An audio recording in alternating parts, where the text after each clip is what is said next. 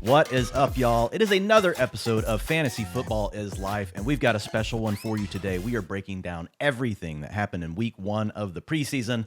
We're going to see what matches up with camp reports and what does not, and what are we doing about it. And when I say we, I mean the perfect guest for this show, Mr. Zain Dhanani. Man, you've been absolutely grinding the streets when we talk about following these camp reports and seeing who's working with the first team, second team, how are these players looking, and now we actually get this new data point to compare all those things with. So welcome in, Zain.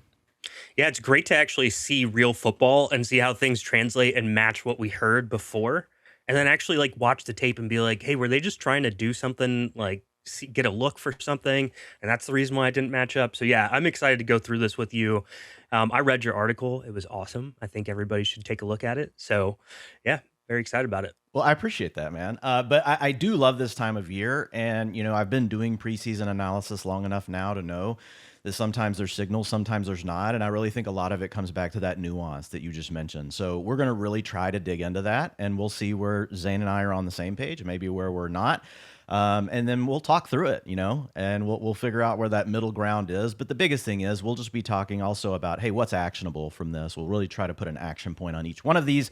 Without any more hesitation, let's jump into the Arizona Cardinals. Zain, so number one, we had Jeremiyah Love out there for all of the reps with the first team. We had Jacoby Brissett, and you guys can see the article that Zain is mentioning. We've got it up on the screen here. Brissett played the first drive. They had 10 plays on that, capped by a Marvin Harrison Jr. touchdown in the red zone. And Jeremiyah Love, number 3 pick in the NFL draft. He was out there for 71% of the snaps, 64% of the rushing attempts, and 70% of the route share.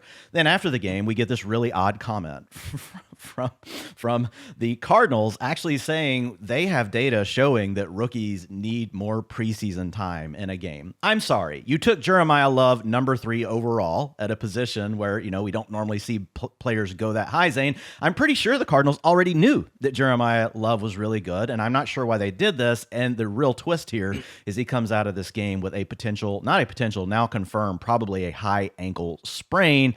So not necessarily ideal. He looked great, but I expected him to look great. And I think that's something with preseason. And guys, let me check here. Were the Cardinals even playing? They were against the Raiders starting unit, so I put that in the article as well. So it was against starters for the Raiders, so that's nice for Love.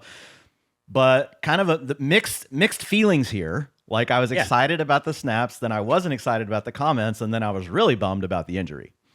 Yeah, it's one of those things where, maybe the data shows rookies should be playing more snaps, but did you break that down by like your top 4 pick versus rookies that are in like round 3 and 4? Or how did you subset that, right? No, the tape was great for Jeremiyah Love, but we expected that, and he's a grown man. He's not a rookie, so let's just kind of caveat that.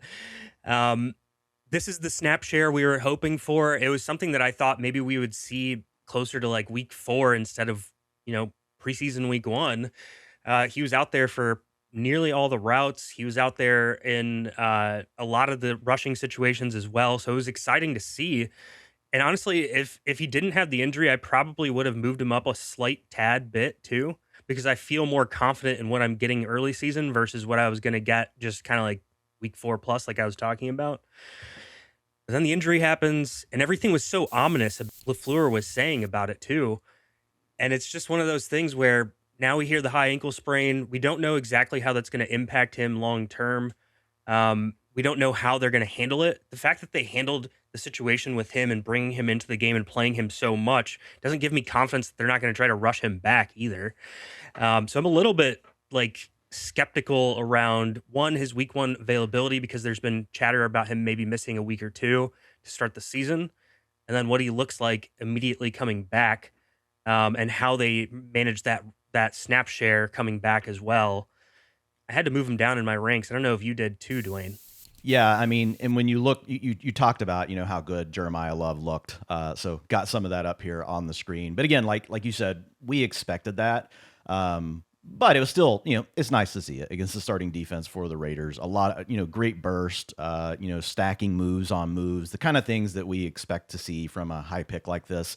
I think the ceiling, once he's in a full-time workload is going to be, very high, obviously. I think to your point, the question is like, how much does the injury really hurt things? And so First of all, like I did move him down a little bit, but I still think that he's a strong round 3 pick. And here is why. The running back landscape is really iffy, guys, this year. So I really don't want to overreact and move Jeremiyah Love too far down, because once you get into round 4s and 5 fantasy drafts, you start getting into some really tricky situations really fast. And I think I still just prefer taking Jeremiyah Love, even if I've got to deal with a little bit of a slow start, Zain, in round 3. And I just feel more comfortable with the wide receivers in round 4 and 5. Now, that's become tricky as well with Emeka Egbuka having turf toe, Luther Burden battling his own injury, reportedly out for probably another 3 weeks or so.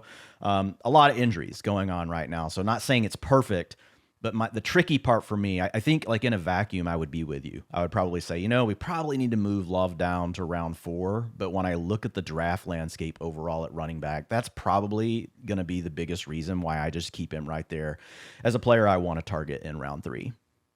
Yeah, I did move him down a little bit further than what you said. I moved him down to round 4, like early round 4, just because of that risk. Like, it's hard, and it really depends on your format, how many running backs you start, how many flexes, all sorts of stuff, right? Because if you're stacking up your draft and thinking about, okay, if I end up taking Jeremiyah Love, do I have enough roster spots to where I can sit here and I can handle 2 weeks of him not necessarily playing, and then a week or 2 of him ramping back to like the full route, like snap share that we expect him to have.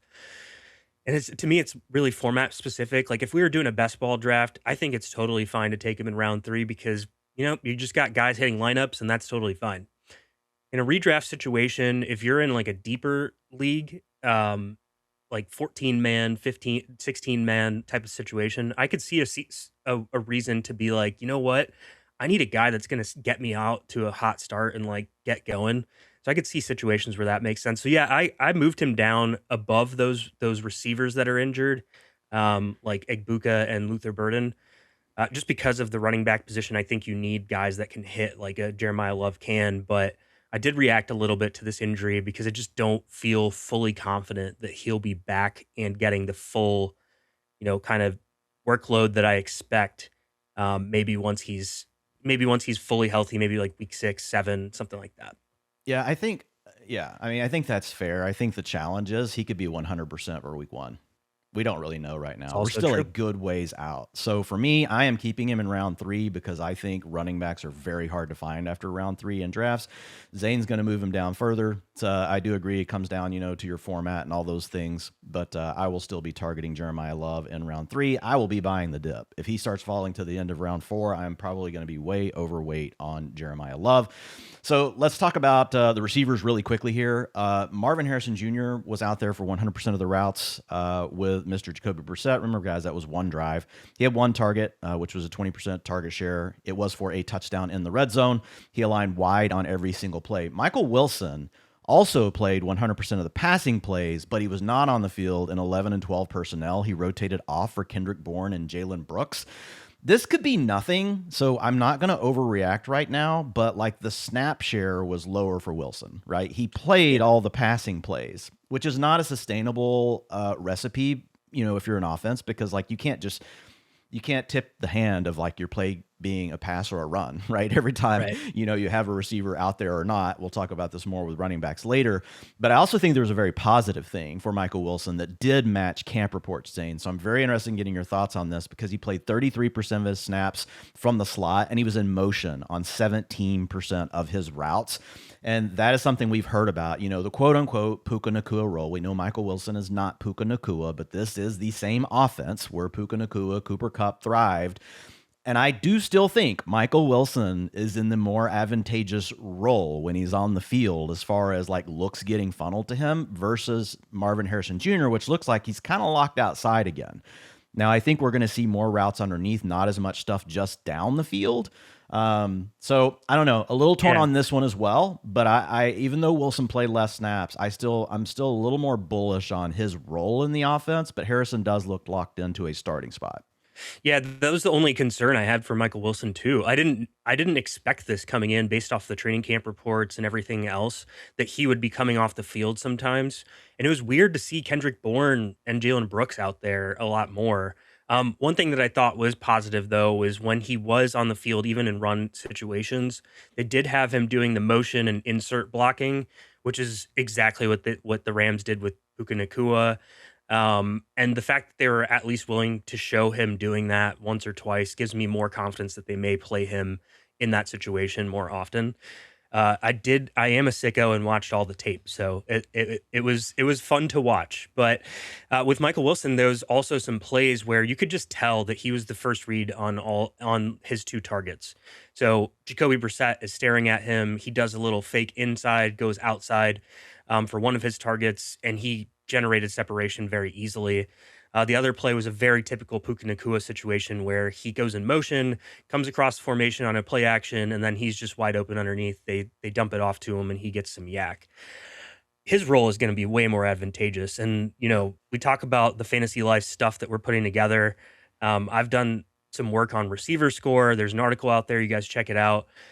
His route diet that they put him through in preseason. Now, we don't want to overreact too much, but what they ended up doing with him, it made him look very favorable in my receiver score, like preseason model. Even with the small sample size, I thought that his role in the offense looked really strong. And if he gets that full route share, I mean, guys, this is really tough because you think about the talent coming out, the tantalizing talent coming out with Marvin Harrison, but I tend to lean into roles some, and this is one where I think that Michael Wilson might be in a better spot than Marvin Harrison. Harrison's Wow. going to maybe be in a situation where he gets more of that like red zone type of Yep. stuff where they want to like lob it up to him or whatever.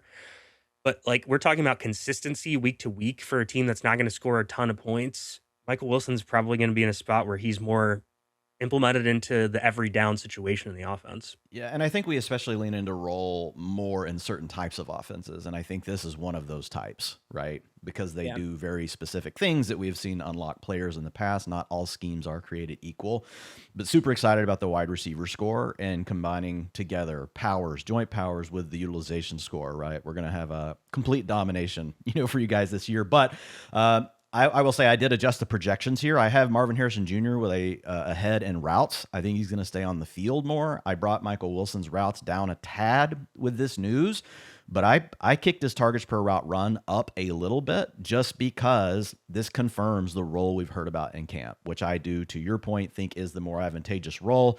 I think Michael Wilson is a better pick right now in fantasy than Marvin Harrison Jr.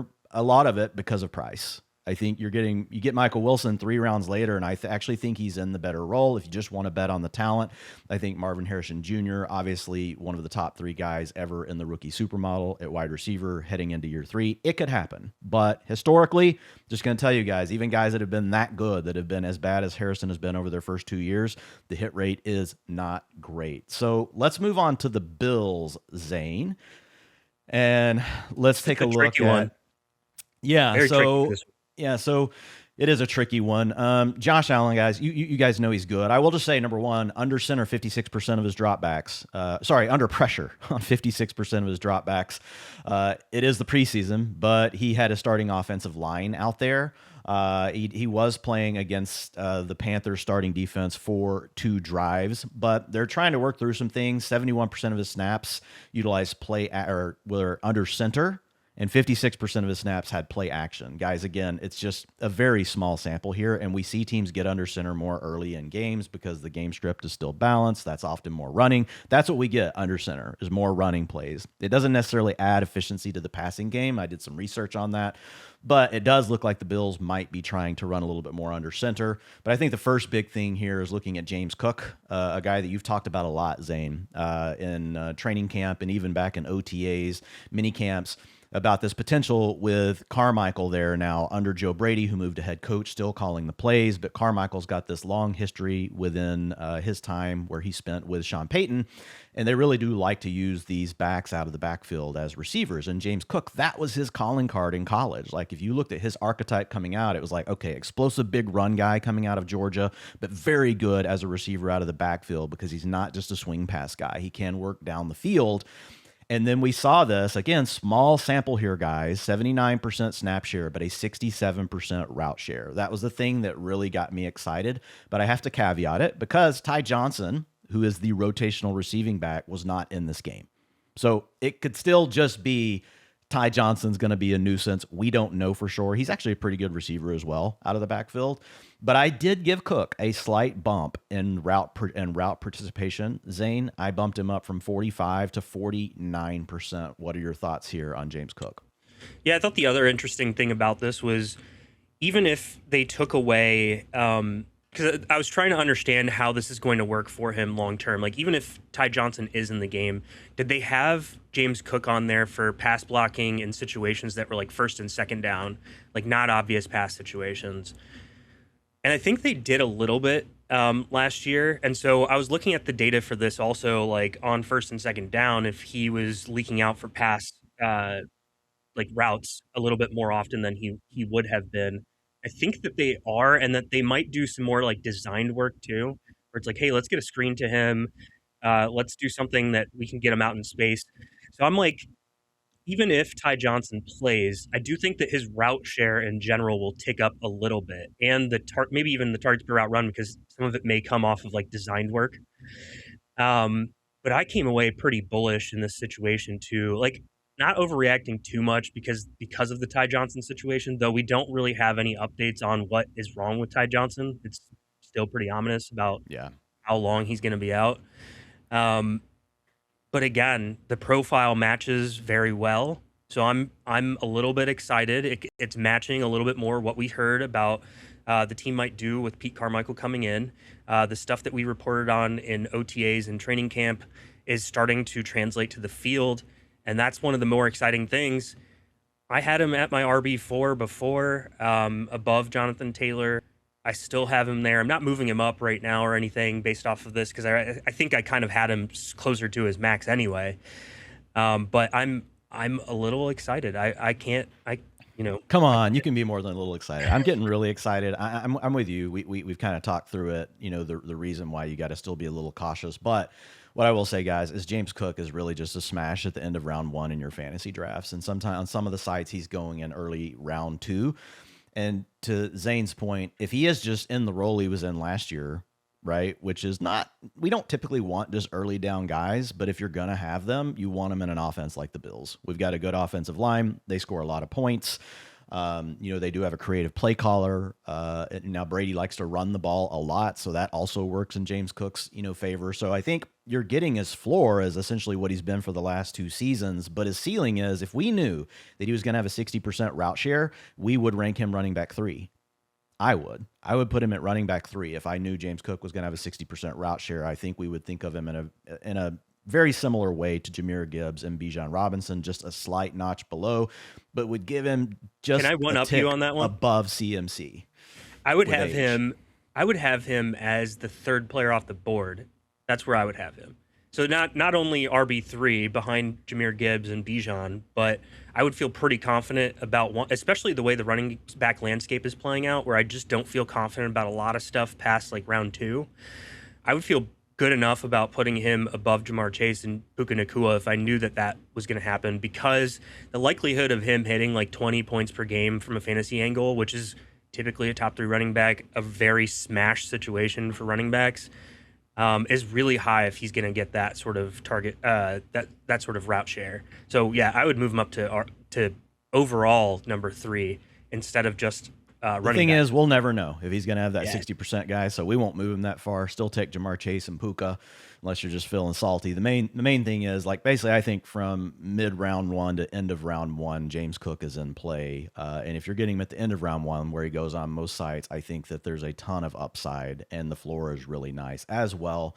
So let's talk about this receiver room. We've got DJ Moore popped off for 61 yards. He secured 3 of 4 targets. I'll let some of this stuff here roll on DJ Moore. He's a guy, that's really come down over the last 2 seasons. Zain, like, he's getting up there a little bit in age, but he's still in the age where he's like in his late prime, right? He's not in the post-prime window yet. It's going to get to play with Josh Allen. Like I said, a big chunk of this just came on a wide open drag underneath where, most receivers are going to do this. But the main thing I saw here is just like the confidence with Josh Allen. You see him run the play action, getting the ball out, to DJ Moore in these other 2 plays. There's the one where he gets rolled up on where we think we might have a high ankle sprain. And so that's the other tricky thing here about DJ Moore. looked really good. 67% of the targets on the 2 drives with Allen. He would have been at a 78% route participation rate if he played one more play after the injury, which I'm assuming he probably would have. That's the other tricky part. That's a Bills kind of thing. They don't give their starting wide receivers, most wide receiver ones guys on their team, if they're any good, like DJ Moore is, don't even have to be elite. They see an 88 to 92% route share. So 80% is not good. That's not ideal for a wide receiver. It doesn't make DJ Moore a bad play. It just makes it tough to really move him up the ranks too far. And now we've got this potential high ankle sprain. We'll have to keep an eye on this week as they start practicing. The Bills, I know, said, quote unquote, he's good to go. I don't know. I saw that and I'm pretty concerned. I mean, if you look at it, the mechanism, was looked like a high ankle injury. And if you guys don't know JM Thrive PT, that's Jeff Mueller. You should be following him on Twitter. Great follow. He's for a beast. Injuries. He talked about this looking like a high ankle sprain, on the play where DJ Moore got rolled over. So I'll say this, like, had he not got hurt at the end of the game, I might have ticked him up a couple of spots, Zain, but because he did get hurt at the end of the game, I essentially left DJ Moore where he's at, and we're going to have to kind of keep an eye on it this week. Where are you at? Yeah, I left him in the same spot too. And even with like seeing what all happened, transpired on the field, he just sits in this like tier of receivers where he comes before a lot of guys that I'm not really targeting, like Carnell Tate and Brian Thomas Jr., like where they go at least. And I feel like he was already going in like the right range. It's just a matter of if you want to tick him up above like guys like, Terry McLaurin, which I don't feel confident doing, Jameson Williams, which I don't feel 100% confident doing. He just kind of sits in that range. And so, yeah, I just didn't move things that much. Also, we saw the receiver roulette is what I call it, which is like, hey, we're going to rotate a bunch of guys in, and you don't know exactly what the route shares are going to look like. And like you said, he didn't play the snap directly after his high ankle mechanism. But the film, at least, was positive in that you could see that Josh Allen was looking to him first, so a first read target, watching him and making sure, like, hey, you're the guy that I'm looking at, and you're the person that I'm going to target on this play, which was really positive to me. And then on top of that, you saw the usage and how they were actually kind of moving around the field, getting that drag route underneath. I think that's great. That plays into his yak ability that we saw with him when he had his big season with Justin Fields with the Bears. And then, getting him a little bit on the outside, doing some route. I thought the way that they used him made a lot more sense than the way he was kind of a misfit in the Bears offense. So I felt really good about the role as well. And I feel good about him being like a low end wide receiver 2, wide receiver 3, like your comment says on the article too. So I came away like, I don't feel like this is a player I need to fade. I feel like it's a guy that I can take and feel like decently confident I'm going to get some good weeks in production out of as long as he's healthy.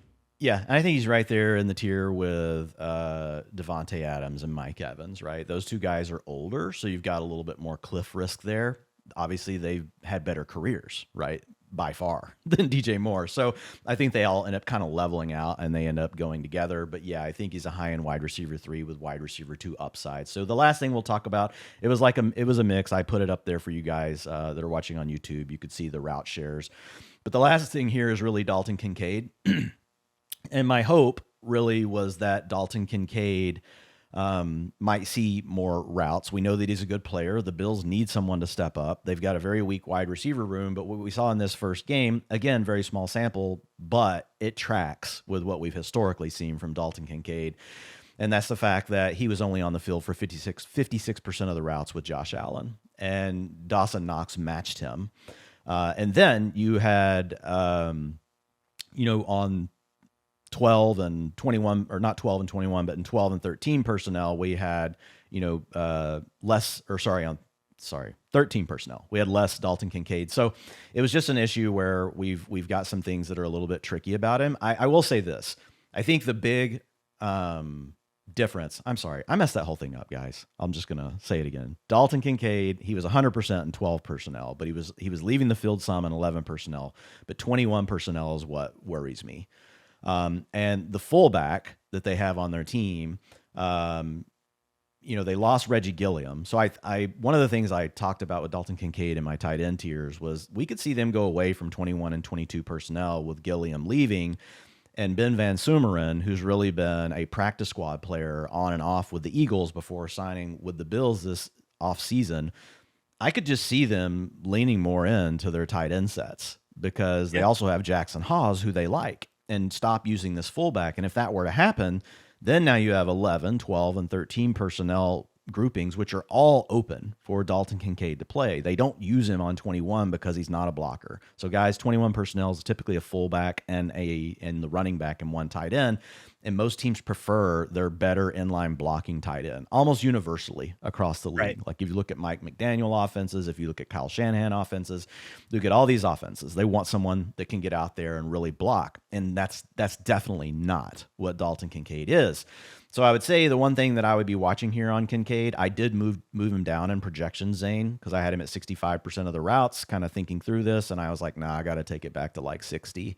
But if they cut Ben Van Sumeren, which we don't know for sure he's going to make the roster, he did play with the starters though. If he's cut, that's the door that's still open for Kincaid. If not, I think you're really looking at the roulette thing again. I think he's going to score his touchdowns, but it's going to be very spiky. Going to be a lot of up and downs for Dalton Kincaid if Ben Van Sumeren's on the roster. One, I just want to point out that's elite analysis. Going deep enough to look at if a fullback is going to make the roster is exactly what you want to hear when you're getting to this. But anyway, yeah, I completely agree. The only thing that I'll caveat that with is that he is coming off the injury, and I don't know if that's requiring them to just manage him a little bit. And that's going to be a similar kind of take that I have in other things that we're going to talk about too, is just what I've heard with Kincaid is that he really last year that was definitely a factor, but not this year. Have you heard different? Well, I mean, he's still been wearing like a sleeve on his leg, and so I just don't know if like coming back from the injury, if they want to like ramp him slower in like real game reps, like a preseason situation, or what the situation is. So I'm not like I think that we have to take the signal in this because it is Dalton Kincaid, and that we've seen this happen before, and that this isn't anything different than what we've seen in the past. But I do want to make sure that I'm at least keeping my mind open to the fact that it could just be a preseason managing of workload, given that he's coming off of that injury and has been wearing a sleeve in practice and different things like that. So I wasn't already that bullish on him because I didn't feel like they would give him like a very significant change in the offense. So I haven't moved him too much, but and then again, like the other thing that I think about with tight end is that I'm trying to play for the upside situation a lot of times because there's just so many guys that project for a 600, 700 yard situation where you're just probably dropping and picking up guys sometimes for weeks. So that's the hard part. And Dalton Kincaid is the one situation where you're like, if he does play a lot more than what we have seen in the past, could you get a really strong season out of that spot that pays off a lot more and gets you into maybe a top 5 tight end situation? So that's kind of how I like to adjust my ranks too, is leaning into that a little bit less on like the full, median projection situation. So again, I haven't moved him too much based off of this because I do feel like there's the potential for the injury stuff, and then on top of that, the situation where you have the potential of what happens if, which is what I like to play for in tight end sometimes. Yeah, we're on the same page. And this is something I talk about a lot. Like it's once you get past like the tight ends you really like, you should still be betting on the talent. So I didn't move Kincaid in the ranks, but I did have to adjust him in the projections, and that's where the disconnect can happen between projections and rankings. But I will say this, if Van Sumeren's on the team, I'm going to move Kincaid down my rank some, just because I think, and if he's off the team, I may move him up a little bit, but the big takeaway that you just said that where we're 100% aligned is if we got a surprise route share of 80% in week 1 with Dalton Kincaid, he is the kind of player we would immediately be moving into our top 6 ranks the rest of the way for tight end. And that's ultimately what you're betting on if you wait on tight end. You can find a Hunter Henry or something like that off the waiver wire guys. They're there every year. If Dalton Kincaid does pop in week 1, most likely you're not finding that off the waiver wire because that could be a very good asset. So let's go to the Packers now. And with the Packers, this is one I'm really excited about. Yeah. So I am too. They played their starters for one drive. It was against the Steelers backups. And guys, I bring that stuff up just because, like, again, like the main things we're looking for, we want to watch the players. We want to see what they look like. But you just have to remember sometimes they're playing against backups and they're still installing their offense. So there's a lot of reasons something can look good or bad. They don't show off all their best stuff in the preseason either. So a lot of times it's a vanilla scheme. So you just want to be careful with like the on-field analysis, which I think people get too hung up on. But I think we have a lot of positive things to talk about here. And we can go quick. Jordan Love only played one drive. Josh Jacobs did not play due to a groin injury. We're not going to waste time here, guys, but Marshawn Lloyd, I think he's the best handcuff running back that you can get on the board right now. Number one, from camp, we had heard that Lloyd is really the running back 2, like locked in behind Josh Jacobs. We saw that play out in this game. He played 100% of the snaps with the first team offense with Josh Jacobs out. He remained in for one more drive, and then they took him off the field. They put him in bubble wrap. So that's something we like to look at. Not just did they play with the starters, how long did they make them play, into the game? And that can sometimes tell you, like, give you a little bit of a signal about how a team feels. I don't think we have to spend more time on this one, Zain. I think the big thing that why he is my number one, and I would put him over Tank Bigsby, is because there is still an active NFL investigation going on with Josh Jacobs.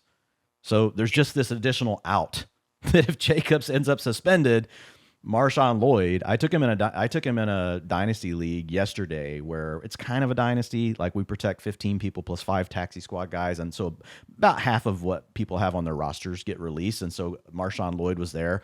I took him in round 8. I was just like, I'm taking Marshawn Lloyd. Like, he's one of the best cuffs available. So I think if there wasn't the thing with Jacobs, I would have Bigsby above him. But the thing with Jacobs makes me put Lloyd as one of the top handcuffs. And guys, he goes very late in your drafts. Yeah, I have them right next to each other, and I have them both ranked very aggressively, like way above market at like 125 and 126 or something like that. And the reason why is because the way that I like to play the running back position is always like, if something happens, is there a situation where this guy is like just destroying fantasy? At a certain point, when we have a little bit more certainty about roles, and at a certain point in your draft, you're probably looking at like, do I draft Woody Marks, who may play this pass down role and get like 35% of the snaps? And yeah, sure, if David Montgomery gets injured, like I got something there. Or do you want to take the guy that you feel pretty confident could go out there and get like 20 touches and do a lot in a really good offense? And that's where, like, from a redraft versus best ball angle, like you might take different picks. And so I moved up Marshawn Lloyd a ton. The only thing that I will say, the reason why I have Tank Bigsby above is because I'm a little bit still weary about the Marshawn Lloyd like injury prospects. And so if that somehow pops up, I just have them right next to each other. And if he's fine for, coming out of preseason, if he's fine, I would move him up above for sure. Yeah. So we're on the same page with that one. We love Lloyd and Bigsby. So let's talk about these receivers, which I think we're both very excited about.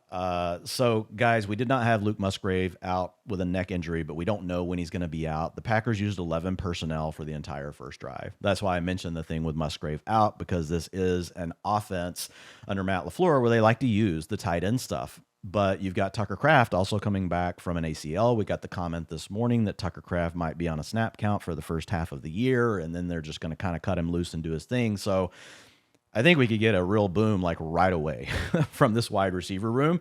And that's we were already thinking that way, I think, both of us, Zain, because number one, you just take Dontavian Wicks and you take Romeo Dobbs out of the offense. These guys clearly get to play more, even if they are using 12 personnel. There's going to be more playing time for all of them.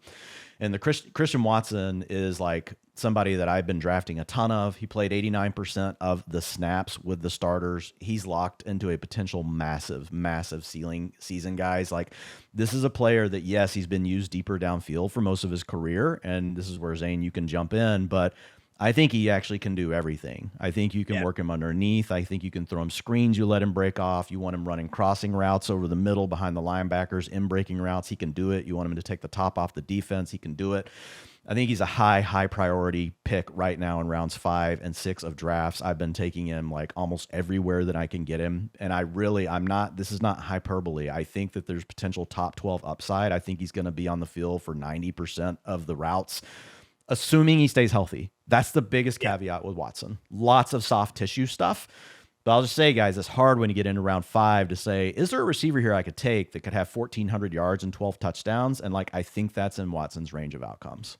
Yeah, I wrote about him for one of the premium articles. If you guys aren't already subscribed to Fantasy Life Tier 2 access, I think you guys should do that, because we're going to be I'm going to be producing stuff on Receiver Score, which does a really good job of understanding the exact role in the offense and how efficient players are and how they match with their quarterback and what their prospects are for fantasy moving forward. And he was a guy that I wrote about. 10% off, guys, with code Zain, Z-A-I-N. 10% off. Go. He's one of the guys that popped in the model because typically guys that run these more like deeper route tree situations aren't always going to pop in this model. But the fit with Jordan Love, who's actually a really good deep ball player, minus when it's to Matthew Golden,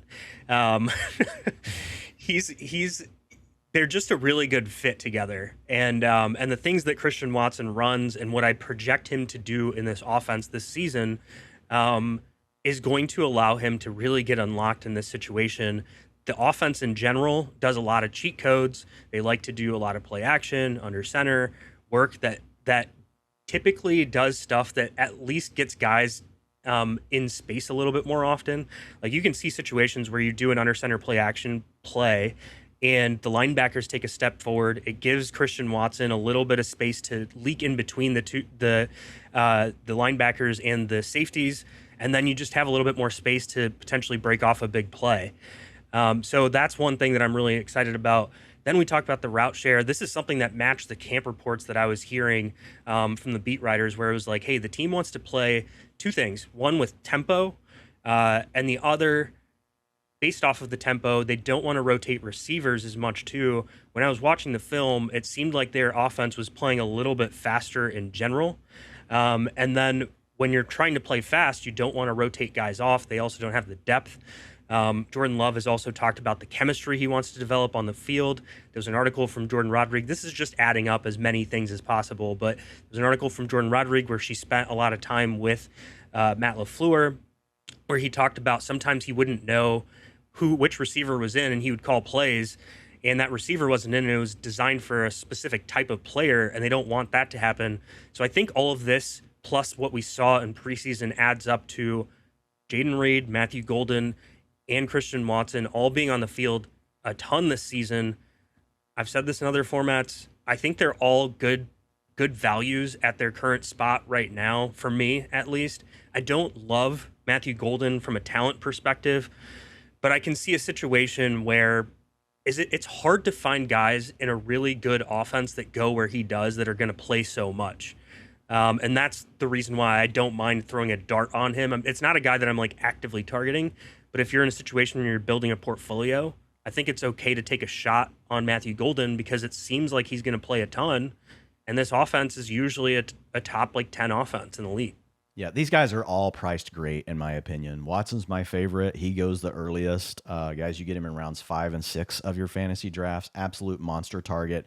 Jayden Reed going in rounds 7 to 9, depending on where you're drafting. I want to say with Watson real quick, just one last thing, and we'll move on. Average depth of route was 8.5. And he's playing the Z, guys, which that protects him from press coverage. He's lining off the line of scrimmage. He was also in motion. I'm looking right now on True Media. He was actually in the slot 25% of the time, and then he was in motion 13% of his route. So they're doing these extra things Zane's talking about with Christian Watson that he hasn't always gotten. And then with Reed, the only thing I'll say is, like, he didn't play in 12 personnel. And as they get healthier at tight end, or if they add a tight end like a Zach Ertz or something like that, that could be a little bit of a hindrance. But I still think we get enough of an uptick in a role that you're essentially buying him at his floor. He's the wide receiver 47, guys. Even if he's not in a full route share, he's probably beating wide receiver 47.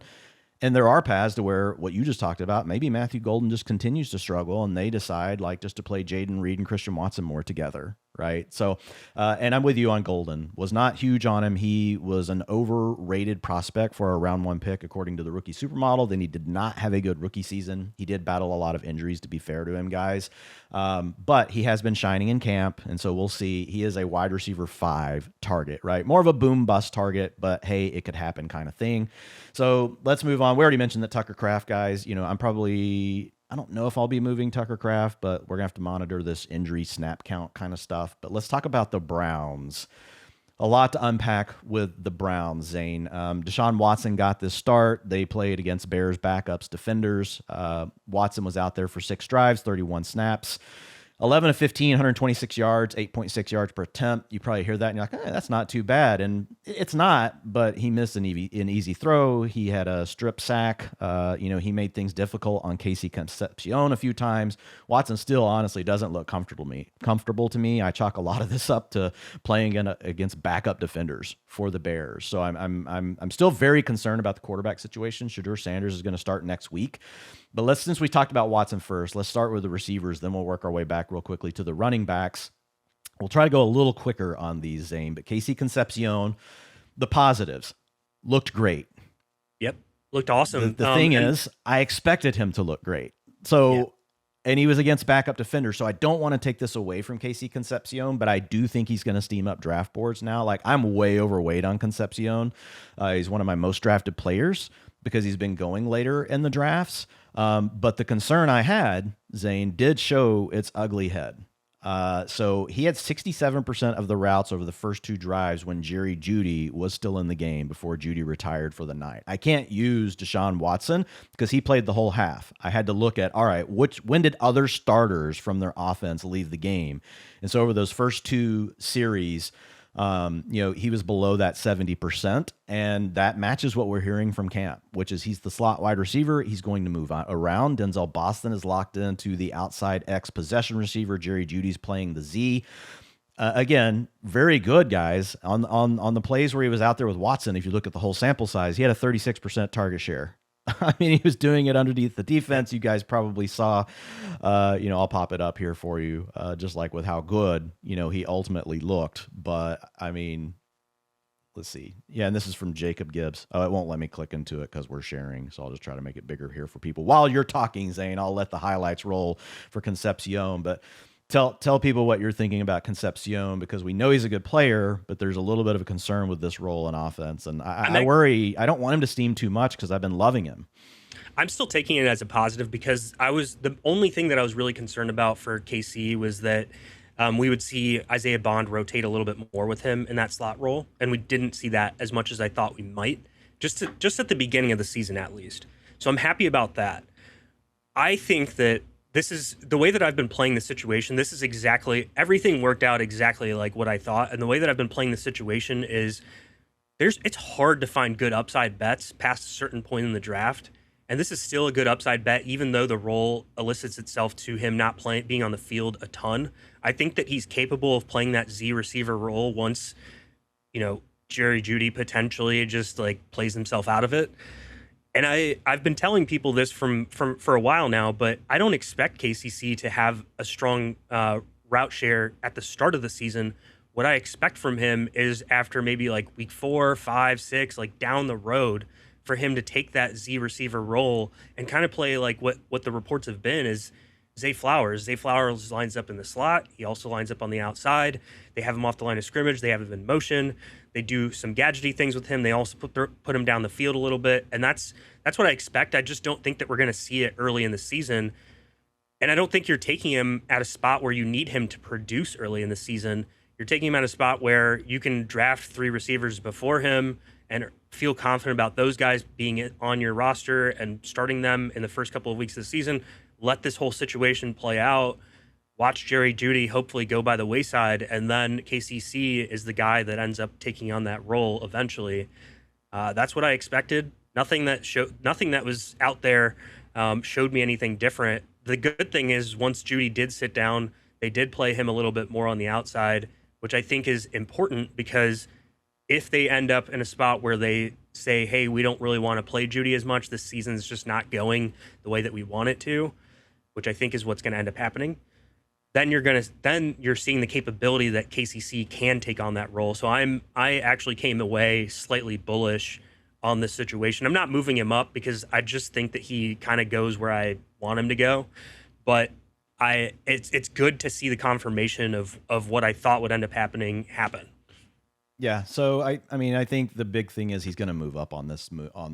Just he's going to move up for the wrong reasons. It's basically looked good against backup Bears defenders. And so we'll just see where he ultimately ends up. Like I said, he's one of my top 3 most drafted wide receivers. Just have been betting on the talent. I agree with the idea that as the season goes along, I would look for him to take over the role from Jerry Jeudy. So I've essentially got those guys projected like evenly in routes right now for the season. I think Jerry Jeudy starts off getting more.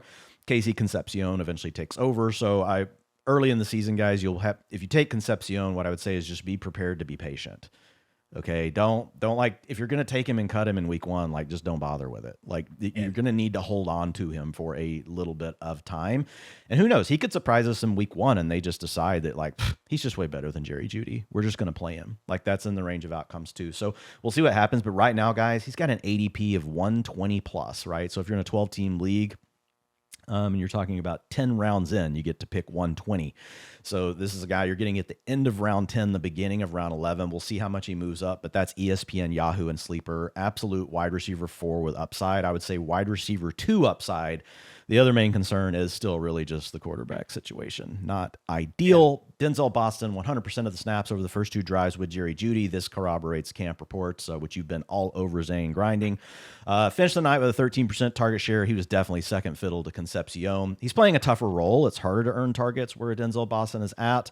But I think he's in line for a lot of playing time. And ultimately where he goes in drafts, which is well after Casey Concepcion, makes him like this wide receiver 5 kind of boom bust stash play, or you just throw him on the roster. I'll be fine cutting Denzel Boston quicker. I think you're going to know more quickly because he's going to be playing a full allotment of routes right away.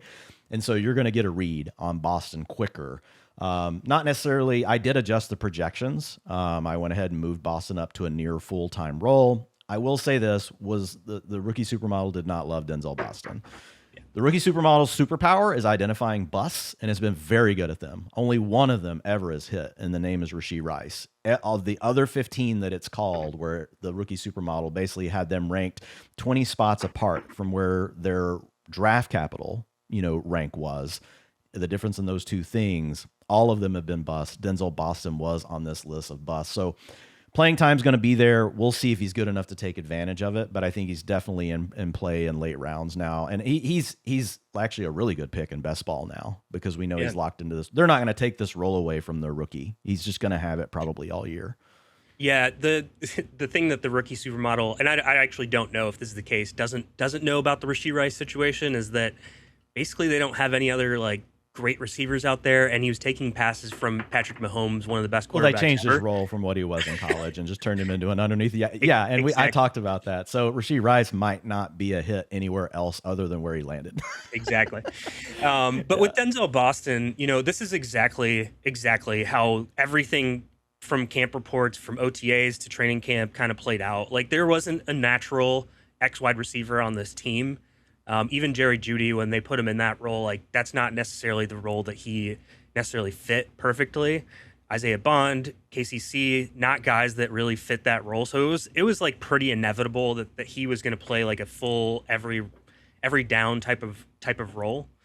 But again, I agree with you because people have started to steam him up a little bit too, because the camp hype has been so dominant and the loudness. Here's the list for you, Zain. Yeah, that's it. That's Xavier Legette, Jonathan Mingo, Tyquan Thornton, Tutu Atwell, Van Jefferson, Jalen Polk, Denzel Boston, Kadarius Toney, Jack Besh, and Rashee Rice. That's a list. So. Let me just tell you that. With Denzel Boston, yeah, so playing that X receiver role in this offense, you're probably going to get some games where he does well and some games that he doesn't do that great. And then on top of that, we're talking about a quarterback situation that doesn't necessarily elicit like really strong fantasy production, and especially with Deshaun Watson, I don't expect there to be as many pass yards available with a Shedeur Sanders. The other you want the thing schemed up role, which is KCC. Yeah, exactly. And Harold Fannin. And the team has talked about how like there's been a lot of reporting about when Deshaun Watson's out there, they're probably going to be leaning a little bit more run heavy than when they will with Shedeur out there, even though they were pretty run heavy with Shedeur last year. It's a different offense this season. So I'm just not I'm not writing the camp hype up for Denzel Boston. It's great that he has a role. It's great that he's going to be out there. We're going to get a quick look at him, which is awesome. I just don't believe in the talent that much with him. I think that he can do fine. Maybe there's situations if KCC misses time later in the season or something Like he could be a fantasy productive player, but I'm not like riding the wave all the way up. He's not a priority target, guys. In best ball, he's better than redraft. So don't chase him up the board. I think we're in alignment that he's a wide receiver 5. Let's talk. I'm fading Jerry Jeudy, so we don't need to talk about that unless you're drafting Jerry Jeudy. I don't think you are. I'm not interested. This is not going to be a good team. I think Jerry Jeudy, like you, is phased out, maybe fairly quickly in the offense. I want to talk real quickly about Harold Fannin Jr. 89% of the snaps. That was great. 100% route share. This is a new offense with Todd Monken, who likes to run a lot of heavy personnel stuff, guys. And they added Michael Burton, a fullback, in the offseason. That is a personnel grouping with 21 that Monken really has liked historically. And Monken has been known to pull his receiving tight end off the field whenever he goes to 21, just like what we talked about earlier in the show. This is held true as well with Monken. So the one caveat we have here with Fannin is Michael Burton was not active for the game on Saturday. And so we don't know. My one worry with Fannin is, does he get kicked off the field in this 21 personnel stuff? But I have heard from Camp Zain, and this is where I want your input on what you've been hearing, is that they've still been using Fannin in 21 personnel, and they're moving him around. So like they may get him on the field, like just not as the inline blocker. Sounds like he is getting some of the snaps, as an inline blocker, even in those sets. So I want to see this confirmed in a preseason game when we have Burton. But basically right now I have Fannin as holding steady, but I want to see what happens in a game where they play 3 or 4 series with this, the starters, and Burton is like out there for 2 or 3 of those drives. But right now, I'm not trying to overly worry myself about this 21 personnel stuff with Fannin. Yeah, I still came away pretty excited about this because he did come off a groin injury. He missed all of OTAs where they had he had surgery with his groin during the offseason. And so he came back, and I was glad they let him, 1, play this game, and then 2, that they gave him the role that they gave him, because they could easily manage his snaps, and then we would be freaking out right now instead of being somewhat excited about it. So the other thing about that is that Todd Monken in the offseason talked about how he basically compared Harold Fannin to Brock Bowers, which is not a great 1-for-1 comparison, because I think Brock Bowers is a better route runner, and better blocker. But I do find that as kind of bullish, and pairing that with what we see here, and that they want to play him a ton and have him basically be a featured player in this offense. He's been a guy that I've been targeting a ton, because it's really hard to find tight ends that can be literally the top target on a team. And he could easily be that for this team. Even if it's not a great offense, you've seen it in the past where a top tight end in a bad offense, quite literally like Brock Bowers, ends up being a top 5 tight end at the position. And he just goes in a range where I'm like, man, I don't really love these receivers. I'm not in love with any of the running backs. Yeah, just give me Harold Fannin, a guy that could end up top 3 at just the tight end position. A very good talent, guys. He has the #1 production rating ever for a tight end in the rookie supermodel. So he was just a very productive player in college. Then we saw it as a rookie, and then we've got this data point. So we'll see what happens with the fullback when we see him on the field. But Quinshon Judkins, just really quickly, I know you had surfaced some reports around Quinshon potentially being, more of an every down player, getting more role in the pass game, which is really critical for a player that could be on a bad offense, right? That might not score a lot of points, because Quinshon, what we saw last year was great, going to get all the rushing attempts, but how many rushing touchdowns can we get? Which is what that archetype really needs to hit it big in fantasy. They've got to hit it big in rushing touchdowns. And historically, teams projected for the amount of wins we've got the Browns at right now in the market, as well as in the Fantasy Life game model, which Matthew Friedman runs, it's not been good for guys that are really reliant just on carrying the ball. But in this game, on the first 2 drives with the offensive line still in, the starting offensive line played the first 2 drives. Now, he didn't get much with it, guys. They've totally revamped the line. They're at least trying. Still early, so we're not going to worry too much about how he looked. But the big part was, got the attempts we thought he would get, 100% of them, 80% snap share. That fit what we saw last year. But the 67% route participation rate, very small sample, so not trying to overreact to it. But if he were to get to 50%, 55% of the routes, it would really just go a long way for Judkins, because then in those bad game scripts where you're trailing, he can just catch some check down passes, and it offsets the lack of touchdown production. So I didn't make a big change to Judkins in the projections or rankings. I gave him a small bump up in routes, Dylan Sampson came in, and he took the long down and distance work over those 2 drives, which, guys, really is like the least important snaps in fantasy. You usually aren't getting targeted because it's like 3rd and 12, and there's no point in throwing the ball to the running back. But what I will say is Sampson looked really good, on his little leak screen pass out of the backfield, and he had a good receiving profile in college, and he was a really good receiver out of the backfield last year. So I'm not moving things a lot. I have Judkins holding steady as a running back too, but if we get another game like this where we get maybe 4 drives with the offensive line the starting offensive line, and we see another number like this for Judkins, I will probably move him up a little bit. Right now, holding steady, but optimistic. What is your take here? A little bit optimistic because it aligns with what we've heard in terms of training camp and OTA reports where they want to get him a little bit more involved in the pass game. I, again, expected Dylan Sampson to do more on the long down and distance stuff because that just fits his profile better. I think that the way to play this is there's just a huge drop-off in running back kind of like after this Quinshon Judkins tier. And so if you feel like not very confident in what you're doing, past like the Judkins, Bucky Irving like space, you get into Jadarian Price, there's Chuba Hubbard, Tony Pollard, like guys that we're just like, I don't know exactly what they're gonna do.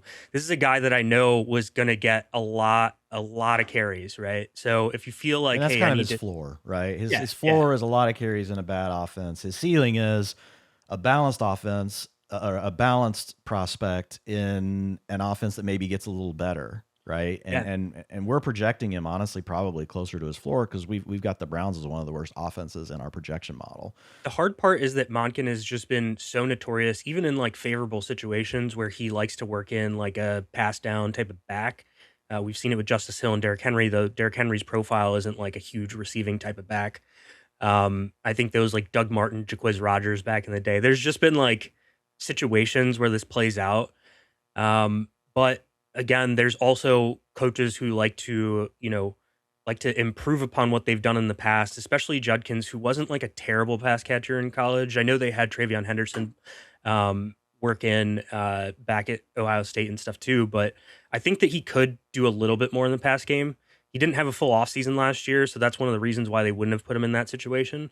But I'm coming away with this just being like, I'm not moving him much, but I feel a little bit better about the situation. That I think that he could end up taking on more of the pass down work. Yeah, so we're both holding steady here, but optimistic. If we get more good data points along the way that suggests higher routes for Judkins, then I think we'll probably both be moving him up a little bit. So let's go to the Giants. And we got the Giants. They played all of their healthy starters. It was against the Vikings' first team defense. Now, the Vikings lost their 2 best interior players over the offseason, guys, but you guys know it's a pretty good unit. Jackson Dart was out there for 2 of the drives. He did miss 2 of the snaps after getting absolutely destroyed when Tyrone Tracy was in on pass pro. So let's talk about Cam Skattebo, because he only played 31% of the snaps with the starters. I am not worried about this right now, and the reason why is the coaching staff afterwards indicated that this was planned. That their goal is to slowly ramp up Cam Skattebo coming off of the injury. Reports out of camp having taken almost all of the first team reps on early downs. The questionable part, guys, here that is a little bit concerning, but I don't want to overreact too much because Skattebo is such a rare profile that can catch passes and score touchdowns. It's hard to find guys that can do both of those things. But we have heard plenty of like buzz around Singletary and Tyrone Tracy getting passing down work. Now, that could also still be due to their trying to manage Cam Skattebo's workload in camp. So really wondering what you're thinking on this one, Zain. I'm holding steady, mid-range running back 2 with upside, but I'm definitely monitoring this pass down stuff. I'm monitoring it. I'm not moving him down for this specific situation. I'm only moving him down because I moved other guys up above him. So that just naturally ticks him down a little bit. But I think it's just positive that we got to see him play coming off of a major injury, that he was out there with the first team, that he rotated in, that he got the first few snaps of the game. All of that is the positive take for me. We also saw there was a viral clip of Tyrone Tracy blowing a pass blocking assignment that got Dart knocked out of the game for the few amount of time I'll that run happened. that for the people. Yeah, and that's the thing that and Tyrone Tracy actually talked about it after the game that it was a pass pro rep, basically confirming that, because some people were talking about it looking like he was leaking out.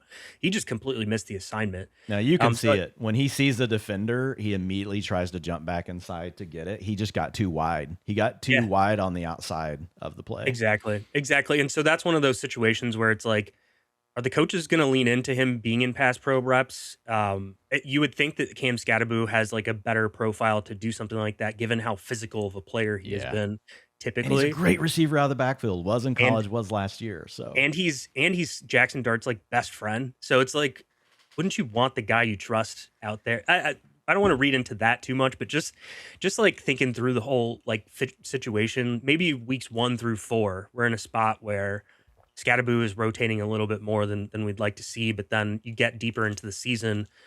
1, the coaching staff now has a good feel for everybody, and then 2, he's a little bit more comfortable coming off the ankle, and they just ramp him back all the way up. I think he's very similar to what we talked about with Concepcion. Might start slow, but it's going to be the player you want to have in the backfield on the team. Also, if you're waiting at running back, guys, Cam Skattebo goes in round 4, and things get really tricky after that, and he's the archetype you want. Like, he's a strategy pillar for me this year. If I need a running back and I'm in round 4, and like maybe the receivers I wanted are not there or whatever the case may be, Cam Skattebo is one of my most drafted players. You are taking on some injury risk with him. Like, he plays a very violent style of football, but it's very hard to find the archetype that he has. Essentially, you almost never find it. The only reason we're getting the discount is because he's injured. You don't normally find this in round 4. Like, I did a lot of research about guys that end up scoring 18+ fantasy points per game. The ones that get to 20+ have this profile, and they're almost always universally round 1 and 2 picks since 2016. And so it's actually a very rare opportunity. So I'm willing to take on the risk of injury, especially if my roster needs it. Maybe the way my draft fell, I started with 3 receivers. Cam Skattebo is at the top of my queue. Big time in that scenario. Actually, it's Skattebo or Loveland. That's the way I've been rolling when I start that way. I'm like, all right, this next position, I'm really taking a big swing. So real quick, do you think there's any value, and this can be super fast, like you can give your 20-second blurb here, on Tracy or Singletary? It looks like Tracy's the 2, but I do worry that if Skattebo goes down, like this happened last year with Tracy, Singletary stayed involved enough that it was just kind of like, not like really that great. But because I see a lot of people saying Tyrone Tracy's an absolute steal in drafts. So just where do you fall on that? Well, 1, I just haven't been taking Tracy that much in general because I do think there's that risk. But 2, like I think there's a possibility that Singletary doesn't have this type of role. Last year he was with Brian Daboll, who's the guy that like had him in Buffalo too.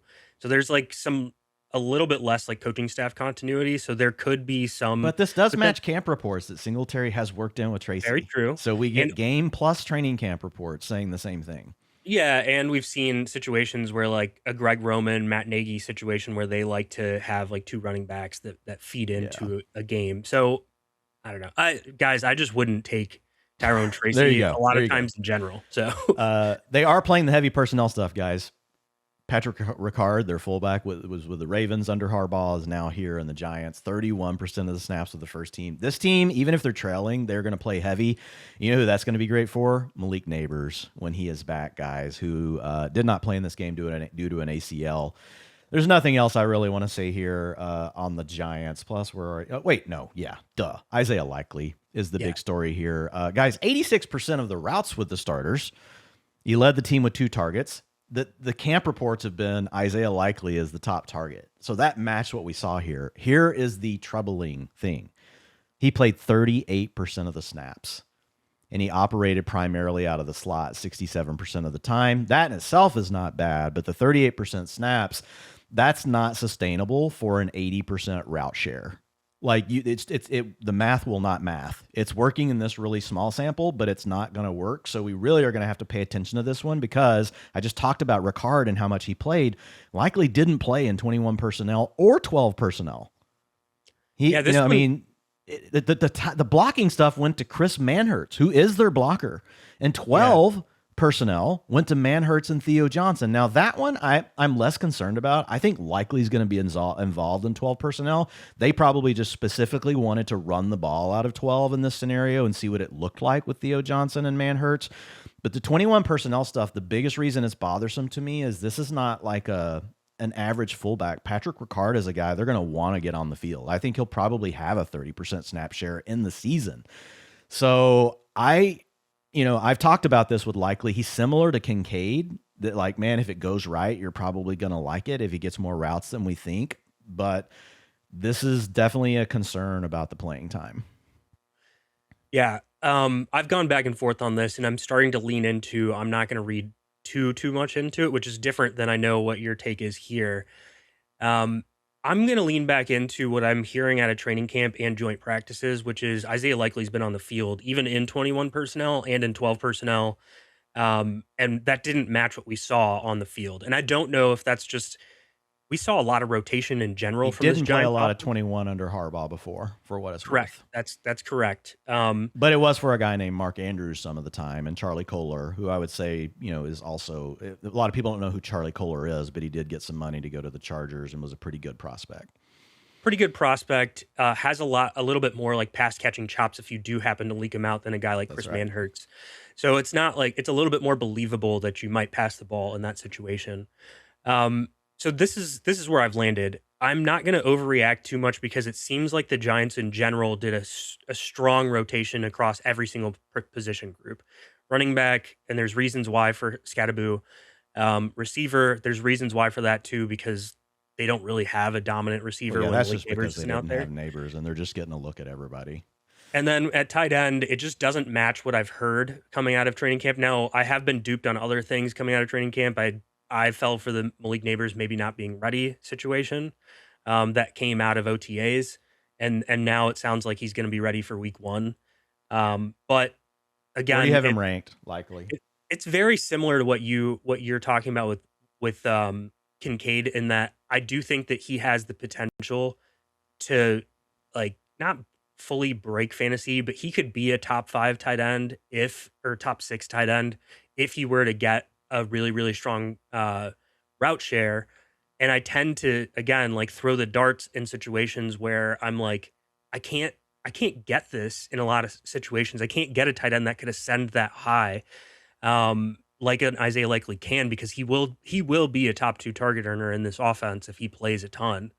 So I had him at 9. I might move him down to 10. I have Kincaid at 12. So I feel like those two guys could just kind of sit next to each other. yeah. Because I think they're both mid-range to borderline tight end ones in drafts. And when you're taking them is when you missed out on your other tight ends, obviously, because if things go right, the ceiling is there. And that's pretty much like the draft strategy that I preach. So we're on the same page. I think the tricky part with these guys is I think we really do have to bring down our confidence in either one of them, which means it makes me more into taking a tight end earlier just because I really like a lot of them. I think there's really good players, and like guys like Harold Fannin Jr. just falling down the board. Like I feel a lot better about Harold Fannin Jr. And his role than what I do for Likely. Now we'll see, like Harold Fannin Jr., we could see the same thing when they run their fullback out there, and but I'll just say it's going to be one of these players is probably going to hit, and a lot of them are going to miss. So all I'm telling people is don't pin your entire draft plan on thinking that Isaiah Likely is a home run and you can wait for him. I would say that's a mistake. I think the way you handle Isaiah Likely is you get boxed out from the tight ends you wanted that you targeted, and then you shift to the strategy Zane's talking about, which is, okay, I'm not taking a Hunter Henry or somebody like that here. Sorry, Hunter Henry, catching a lot of strays today. I'm going to take someone that if it goes right for them, the ceiling is there, that they could potentially become a top 6 player. Yeah. And so don't mistake the two things. They're not this. It's the way you're approaching your draft. I don't think people should be making stands, in my opinion, on Likely, saying he's the guy I'm drafting. He's the one that's going to hit. It might be Likely. It might be Kincaid. There are some other guys that are a little bit similar to this as well. Quinshon Judkins, if he were healthy, would be in the same conversation, but he's not. And so I would just say the other thing you can do is if you really wait, there's potential you can take 2 tight ends and you see what happens early in the season, and then you cut the one, right? So you want to give yourself some outs. So I would just say stay open to that. Let's move real quickly. He goes in a similar range to like George Kittle, and I feel like I would. Personally, I would rather have George Kittle. So. Me too. I would take Kittle as well. Great call. Great call out. Real quickly, anything you want to say about Jacoby Lane? What I can tell people real quickly, just from like, sorry, let's just, sorry. The section here, guys, we're going to talk Lane and Stribling. So these are two receivers that, played with the backups on their team, but they both have a very strong path to playing time if you look at the players in front of them. So we'll start with Lane. 100% of the snaps on the first 4 drives, they did not have their starters on the field, guys. So he was playing with the backups, like I said. He had 38 yards, including a touchdown. This matches really reports from camp, which is that he has just really been a threat in the red zone. This is also something they talked about him when they drafted him, as saying, hey, we really need more players that can give us this red zone kind of presence. And Lane's been doing it in practice, and now he's doing it here. And Rashad Bateman, who I know a lot of people have loved, and he sounds like he's moving all over the formation. He rested, so I've moved Bateman up as well in my ranks. But I feel like, man, it's another one where by week 4 or 5, might we look up and be like, man, it's Zay Flowers and Jacoby Lane. Those are the two guys that they're really running the offense through in the pass game. The way that I'm playing this, and there's because both of them go so late in drafts, you could probably just draft both of them and see how it ends up playing out. And then if you get a top 2 target person, which it could easily be that one of these two guys is the second target in the offense above Mark Andrews, you get the second target in an amazing offense with Lamar Jackson at the helm, right? And that's like hard to find in a lot of situations. And because both of their prices are so cheap, you can do that. I thought the film was good here. He wasn't a prospect I was really excited about. I don't know how you're like supermodel. I was like, okay on him. I wasn't super high on him either. I was higher on Surratt, honestly. Just the model was. Yeah. And I felt the same way. I think that they're deploying him in a way that like makes sense for what he does. And like you said, like the red zone type of stuff that he can do too. The big bodied receiver. I also think there's a way that he plays and Surratt plays in the slot, or like rotating the slot outside with Zay Flowers over time. And, Rashad Bateman's not got a clean bill of health. Basically, this just gives me the confidence that like this guy's going to be on the field a lot. Yeah. And then he has the opportunity to earn even more playing time. And then he has the opportunity to be the top 2 target in a really good offense. And that's really, that's just great to hear for a rookie. And Lane and, I would say Lane and Bateman, they're going to be the better blocking wide receivers over a Surratt. Surratt is definitely a feisty catch point player, but a little bit more of a slender build. Not like to the Devontae Smith level, but Lane, even Walker, as well as Bateman. I know this team wants to run the ball as well. So I've just moved Surratt way down for now. He could end up being a guy we're talking about for waiver wire, but I think right now Lane and Walker are ahead of him, and we've heard that pretty much from camp, and now we're seeing it in a game. So I would say, guys, Jacoby Lane is a really good late round dart throw, especially if you're in deeper leagues. The other guy we've got to talk about that had a similar situation this weekend was De'Zhaun Stribling with the 49ers. They rested their starters, but Stribling was the wide receiver 1. With these guys resting or dealing with injuries, he played all 3 drives with the starting quarterback for this game, Curtis Rourke, and then they took him off the field.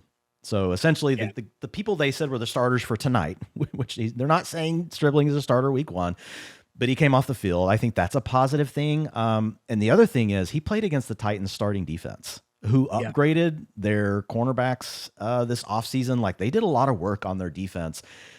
He had a 53% target share, getting 8 targets on 15 routes. He had a 94% route participation. That one we kind of take with a grain of salt because the starters weren't out there. But man, the thing that stuck out to me is I do think we can look to the tape a little bit, because Stribling was not someone that the rookie supermodel loved, but the hypothesis was, in Kyle Shanahan's offense, though, if there's someone that can unlock a receiver, it's McVay and Shanahan, depending on how they want to use them. And if you looked at Stribling, his calling card in college was really an athletic player that could do things after the catch, right? In college, his yak overexpected based on his average depth of target was elite for a prospect. It was the only thing about his profile, which made me compare him to Rashee Rice, who was the guy that busted on the rookie supermodel list. And I was like, hey, the one guy to hit landed in a scheme where they used him different. And I think that could be the case here with Stribling. So yeah, man, receiver as well. Another guy, and everybody's old. Yeah, Debo's old.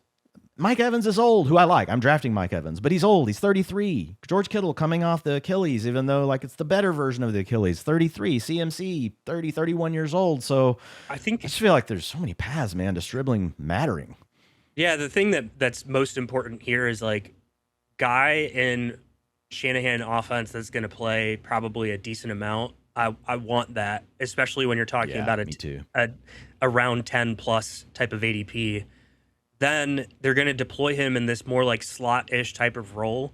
We need Mike Evans to stay healthy because they've talked about Dejon Stribling being like the backup X, and I don't want him to play that role. Like I want him to play this like more slot or Z type of role where they're like, the Debo role. Yeah, exactly. Exactly. We don't want him in this like Ayuk Evans like type of situation. That would be a miscast of his skill set. I think optimal for Stribling would be Christian Kirk actually can be healthy enough to play the slot, and they let Stribling play the Debo role. Evans plays the X, and Debo just sprinkles in. Like that, I don't know that it'll work that way, but like that's the way my mind wants to see it. I do think Stribling could be a similar slow starter to what we talked about with Concepcion, because I think if Debo's healthy and he's feeling good, I could see them trusting the veteran earlier in the year.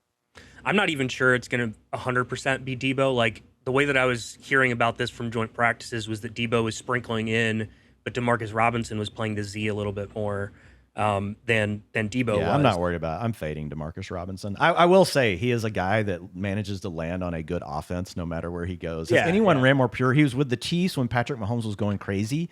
Then he was with the Rams, and now he's with the 49ers. Like Demarcus Robinson like has had the opposite career run out to like an Allen Robinson. And he obviously is not near the player. But yeah, I am projecting routes for Demarcus Robinson, competent, but I would bet against him playing over Debo. And I would bet pretty hard against it. I guess what I mean is like there's going to maybe be a rotation at that Z spot a little bit more than you may expect. Like if you think that, but don't you think with Debo it could just be got there as well, and it's like, all right, and you're a veteran. Is there any real need to like try to do anything? He knows the offense. I don't know, because there's also been positivity from Purdy too, where he's like, I want to see this guy out there a little bit more, and I don't know how much they factor that into the offense. Well, I think honestly, like the role Demarcus Robinson would fit best in, and he's played this role before, would really be more in the slot. If you want the big slot receiver instead of a guy like Christian Kirk, this is again us just talking. We're not saying this is what camp reports and stuff are saying, but he could be more along the Juwan Jennings. And we saw Demarcus Robinson do that some actually with the 49ers, where he turned into like their main red zone guy for a 2 or 3 game stretch. I can't remember if it was last year or the year before.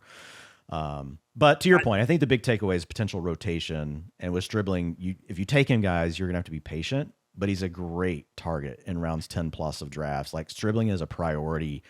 KC Concepcion, Zain Stribling, priority targets. You can wait longer on Jacoby Lane.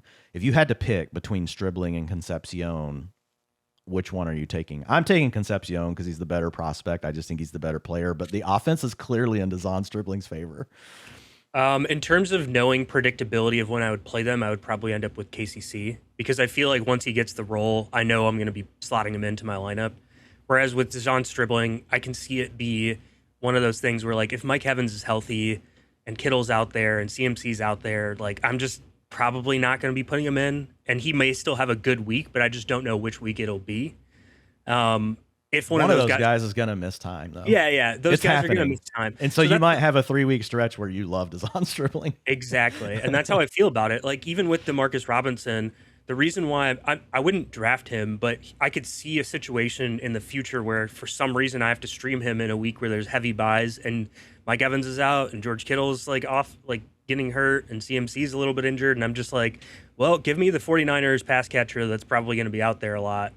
That's how I feel about that situation. So yeah, I slot it exactly the same. KCC, Stribling, and then Jacoby Lane. I like it. I think we are in alignment on that. I will say if Stribling ran pure and 2 of those other guys were out in this offense, the ceiling would be higher. But I'm with you. I think I'm going to feel better like in a normal kind of run out. Every team's going to deal with some injuries. I'm probably going to feel better about Concepcion, but that ceiling in the 49ers offense could be pretty sick. Let's go to the Vikings really quickly. We're just going to talk about one thing here, guys. Justin Jefferson didn't play. We had Addison and guys out there. Not going to talk about the receivers. I think the big thing here is looking at, again, one drive where Kyler Murray played. He went 2 of 3 on that. The camp rumblings have really been that Jordan Mason is probably in line for the bulk of the carries, right? And with Aaron Jones being sprinkled in and being more of the passing down back. And I think that also fits like the strengths of these two players. In this small sample, we didn't see it work out that way. We actually saw 56% of the snaps go to Aaron Jones on that drive, 44% for Mason. Both backs handled carries. Each of them had 3. Jones had 27 yards, including a nice 18-yard burst in wide zone. I hear a lot of people talking about Jordan Mason in wide zone. Aaron Jones, I remember that first year that Matt LaFleur got to the Packers, and Aaron Jones just ripped it really in wide nice zone. Run there. Threw a wide zone play up there for you guys. If you're listening on the podcast, just trust us. It's really good. But that's why you got to go check out Fantasy Football's Live. Subscribe. Check it out. Make sure you guys like the show. And then you looked at Jordan Mason, who also had a nice run. He had a long of 15 yards right up the middle, right, which also makes sense. Well, Aaron Jones using, some of that athleticism to get to the outside. We've got a play here where we've got Jordan Mason kind of picking his way through the middle. I think that might have been a split play, wide zone split. Looked like you had the tight end coming back across there. So both guys actually, wasn't a big sample, but they looked good on it. The only thing that I think's the big thing I'm questioning here, I'm holding steady with Mason having more of the carries and kind of keeping Aaron Jones at a lesser carry share, but getting more of the route participation rate. Did you see enough here to change your mind on that? Or are you holding with what we're hearing from camp? I haven't moved anything, but it is something that I'm monitoring, making sure. Yeah, exactly. Up. Yeah. Okay. And so I just feel like maybe they use them situationally like they did where it's like, hey, you get the outside runs, you get the inside runs. It was nice that Mason actually got a target in this game too, because that's not something we've really seen in his profile. So like, are they going to use him a little bit in that situation? I wouldn't necessarily think so, because they have other guys like even Xavier, what's his last name? Scott Xavier Scott. Who Damon Claiborne did work ahead of, guys. That's your final note from me. Claiborne was the running back 3 in this. And Claiborne, who have like better pass catching chops and doing things like that. So like, I'm not going to move it just yet. But the one positive I would say is that the run game looked good. And that's positive for the Vikings. Offensive line was so not healthy last year, guys. And this is a good offensive line. I mean, this is actually I think they have one of the better offensive lines in the league. And last year it was atrocious due to all the injuries. I'll say one other thing real quick, Zain, we can put a wrap on the Vikings and hit the next team. But I think the other thing you have to be real careful with, one drive samples like this, especially for running backs when you have 2 guys that are in some sort of a committee and you want to use both. What the teams will often do in a scenario like this, and why I'm not overreacting, is they want to see both guys out there with the starting offensive line. Yeah. And so that just ends up working out this way. And that's why I'm going to stay a little more leaning into the training camp stuff over this. But again, like you said, monitoring, antennas definitely up. We might have to change our priors if we see another game like that. I want to see like a 3 or 4 series. Yeah. Drive is what Jones I really want to see. Jones has been slipping a little bit too. So it's like maybe. And Mason's been steaming. Mason's really moving. When I wrote my running back draft strategy article, Mason was a pillar. And I wrote it last week, and I think he's already climbed like 15 spots. Yeah, and so that's why it's like maybe Aaron Jones is somebody to be a little bit more interested in at his 130 ADP that he's falling down to. He's really fallen. Yeah. So I think that's a good takeaway. Okay, let's go to the Panthers. This one is really fast, guys, and I bring it up. It's Tetairoa McMillan. Jonathan Brooks started, guys. Chuba Hubbard was out. You guys have already probably heard enough about Jonathan Brooks. He's steaming up boards. He's a guy I think we're both interested in, if you need upside at running back. But Tetairoa McMillan, I wanted to bring him up because a lot of people are worried about this passing game, and I am too. Bryce Young's not good. Bryce Young, not good at football. I think we can call it. And so it really caps the ceiling. So when I wrote about, McMillan and my wide receiver tiers, his path to really outkicking ADP is by consolidating more targets and becoming more efficient on his targets. And one of the things that could happen, right, is this notion that he was going to play more inside this year, which helps give him the matchups. And we did see that. He played 100% of the snaps with the starters, and he moved inside on 44% of the snaps. Also, they put him in motion, which they didn't do a lot last year, which honestly, moving to the slot helps with that because a lot of times it's the slot or the Z that's, often in motion. And so being off the line of scrimmage routes, being important on that situation. Right, because then you don't have to take the step back. Everybody else has to adjust, and because that leads to potential penalties. Like if the rest of the guys don't do what they're supposed to do pre-snap. And so coaches don't like that. So any thoughts here? Does this make you a little bit more bullish on McMillan that what we heard from camp with him getting some of this stuff, we did see it play out in this small sample? Yes. The only thing that I will say on that is that they didn't have Darren Waller out there, and I do expect him, if he's going to line up, he's probably not going to be in line. He'll probably be in the slot. And so I just don't know if that down ticks McMillan and a little bit, but I still think that we're going to see it. We're not going to see Darren Waller probably play this 100% route share type of role. Darren Waller can play in line on 11. Yeah. I guess that's where a lot of McMillan slot reps could come from, is in 11. Yeah, exactly. And so I'm taking this as positive in general, that they're gonna try to do it. I don't know exactly how much they're gonna do it, but they're gonna do it more than McMillan. I have him as a mid-range wide receiver too, ceiling really dependent on consolidating because I don't trust Bryce Young to be the thing that boosts him. Right. Looking right now. I've moved him up a little bit because I feel more confident than some of the guys that have gotten injured too. Yeah, me too. So I have him at 20 right now. Okay. Yeah, I think so. He's behind that that tier of receivers like Flowers, Ladd, Waddle, T. Higgins, even Chris Olave, who I moved up because of the Tyson injury.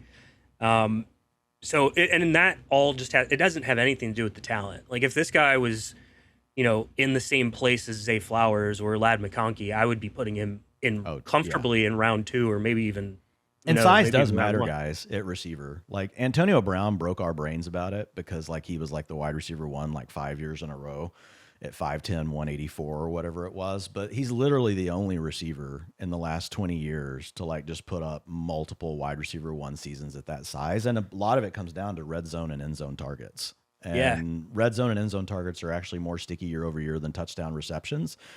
And that's where McMillan, that's the other path for him, is if they can just be a good enough offense. But that is another area where Waller could be a little bit of a hindrance because he's going to be a good red zone target. So it sounds like we're both holding steady here, guys. Real quick, Jalen Coker did play 100% of the snaps, which I think we all knew. He's for sure the wide receiver 2. Xavier Legette worked as the wide receiver 3.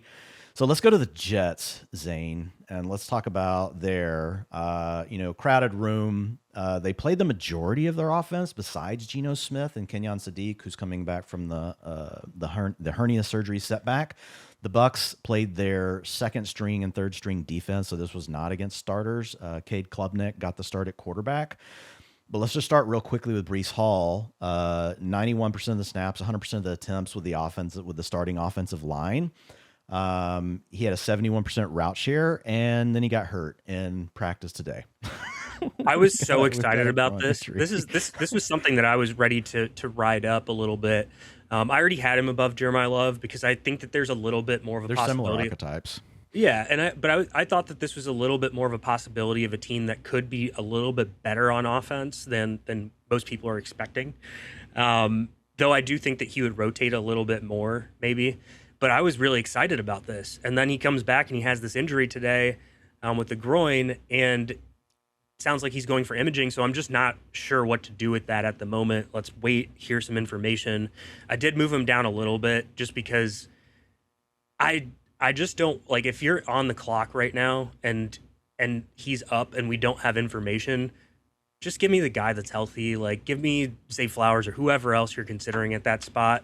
But I was ready to be very excited about the situation. It's so hard at the back half of the second round. There aren't running backs that are really available there. A lot of times all of those running backs go in a cluster together. And so you're just naturally looking for someone to put in that spot when you're taking a Jamar Chase or a Puka Nacua. And so this was going to be the guy. And now I have to sit here and wait for the information. We'll see what happens. Yeah, so I think holding steady for now, guys. But like Zain said, if you've got an option you like more that's healthy, then you take it. Just super quick, Braelon Allen was the running back too. Isaiah Davis didn't play though in this game, and Isaiah Davis, he's been banged up, dealing with a knee injury in camp. But essentially, it sounds similar to last year, which is Breece Hall is the main guy. Braelon Allen probably getting some early down mixed in, and Isaiah Davis is really, if healthy, the guy they might use on receiving downs. But Braelon Allen did look good. He had a 31-yard touchdown run in this game. So just remember, Braelon Allen, if you're in a deep league, guys, he kind of moves into that low-end handcuff kind of range. But let's talk about these wide receivers. Garrett Wilson, no surprise, out there 100% with the starters, led the team with a 43% target share, got a look in the end zone. My takeaway, Garrett Wilson is still good. But the big thing here is the reports that we've gotten from camp around Adonai Mitchell being the wide receiver 2 did match up. He played 100% of the snaps, didn't get a target, but he was out there with the starters, whereas Omar Cooper was not. Omar Cooper Jr. played behind Isaiah Williams, which we've also heard in camp that he's the guy playing the wide receiver 3 role. And Omar Cooper Jr. right now is really more the wide receiver 4. I will say once Cooper stepped onto the field on the second drive, he played through halftime, led the team with a 30% target share, caught 2 of 3 balls for 31 yards, operated from the slot on 38%. I'm not going to overreact too much here because Cooper was already down boards and he's really cheap. He's a round 1 pick. The rookie supermodel didn't like him that much for where he went. Thought he should have been more of a round 2 pick, which is still like a good receiver, guy. So don't take it as a supermodel. Hated Cooper. He wasn't in the range where it was calling for him to be like in that bust category with like a Boston. But I think essentially Cooper is probably going to continue to fall down boards with this, and he's going to fall down ranks. So I think he's still fine as a late round dart. Just I don't think you can take him and expect anything early in the year. But I will say this: Isaiah Williams is not that big of an obstacle. So I think at some point Omar Cooper Jr. will be the starting slot. I think the tricky part is if Adonai Mitchell continues to impress, a guy was part of their trade when they traded away Sauce Gardner last year. He could keep Omar Cooper Jr. all year long from being in a full-time role. Like that's a possibility Right. because he's still a young ascending player. We're not talking about Jerry Jeudy that essentially the Browns want to phase away from. We're talking about another guy that they like. One thing that I've been thinking through this too, right? So when Kenyon Sadiq does come back, are they going to go into 2 like tight end sets a little bit more? And what does that end up doing with Omar Cooper? I think it could end up being some sort of rotation in that 2 wide receiver set. I think it would be eventually with him and Mitchell. Yeah, exactly. Because Garrett Wilson can do everything. He can do the underneath stuff. He can do the intermediate stuff, the deep stuff. A.D. Mitchell, typically a little bit more deep. And then Omar Cooper, probably a little bit more underneath. So you can rotate those 2 guys and have Garrett Wilson play a different role based off of that, what he's going to end up doing on a singular play. I will say real quick on Cooper with the underneath, definitely his best season ever came when he switched to playing from the slot and playing more with a low ADOT in his final season at Indiana. I mean, he was just a monster, like after the catch. But I will say the 2 years before, he was not in a full-time role for whatever reason. He had limited route participation, but even on the playing from the outside, he was over a 2 yards per route run. So Cooper has flashed enough that I think at some point this season, to your point, like he could be the more versatile player between him and Adonai Mitchell, which gives him a shot of still winning the wide receiver 2 role. I just think you're going to have to be super patient with Omar Cooper Jr. He's a better pick in deep leagues than in small leagues where you're probably cutting him early and then you're monitoring. He could end up still being a great waiver wire claim.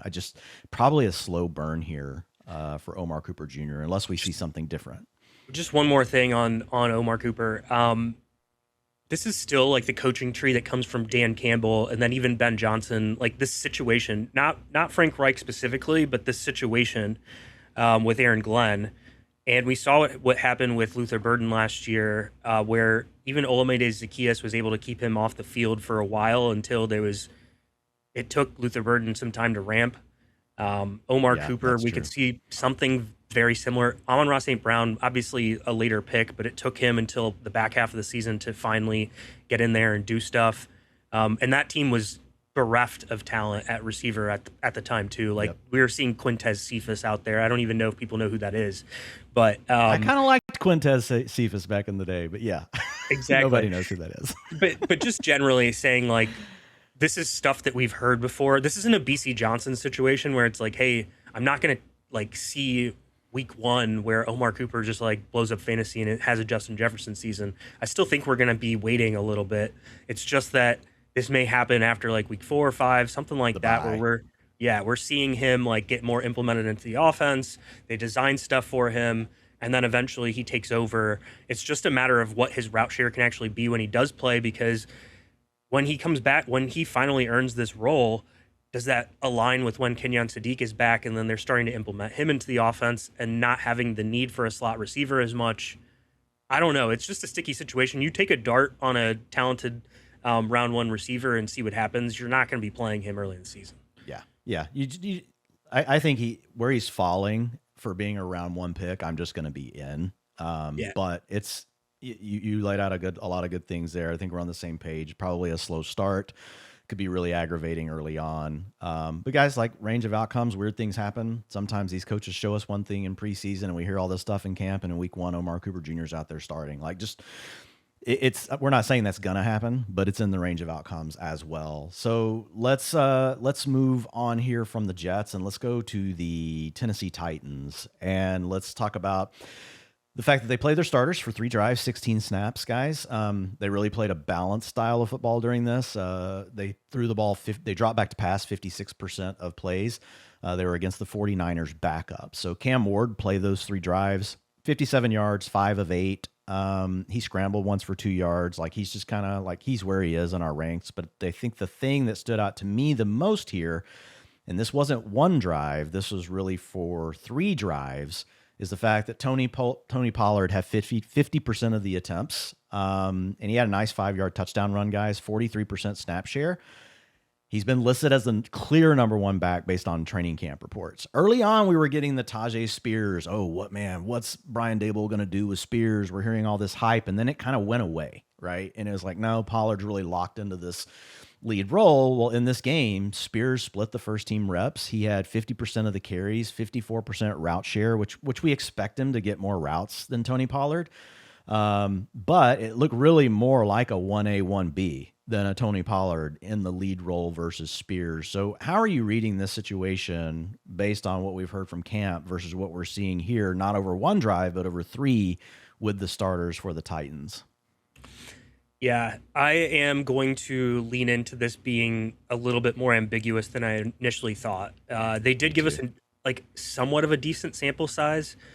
I do think Tony Pollard will probably be more of the goal line back from what I read and heard too. Like, not that Tajay can't do it, but just that it seems like that's the way they want to lean. That's the data point we had from the game too.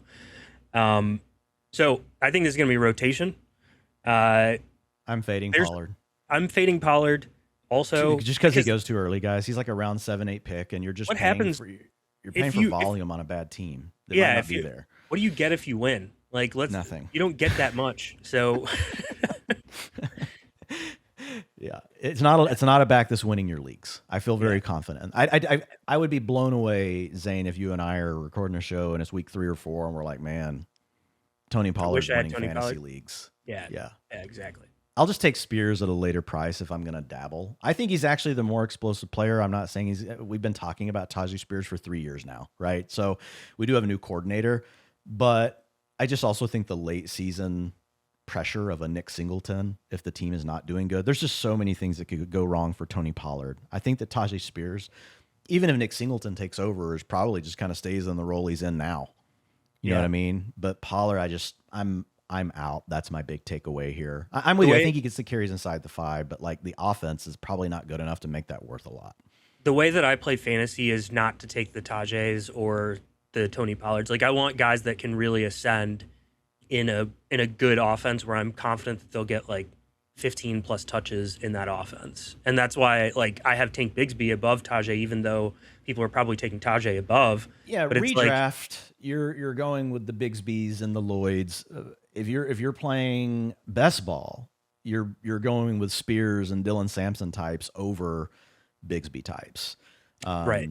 And what I'll say is that doesn't mean you can't take Bigsby. It doesn't, and the reason why is those guys can still be good enough to give you a spike week of 12 points when you need it to get you along. Whereas if Bigsby is, if Saquon's not hurt, you're just hoping he scores a rushing touchdown randomly some game to give you something. And there will be a blowout script here or there where Bigsby probably, gives you a, if it happens to be a week when your other guys aren't good, he gives you something.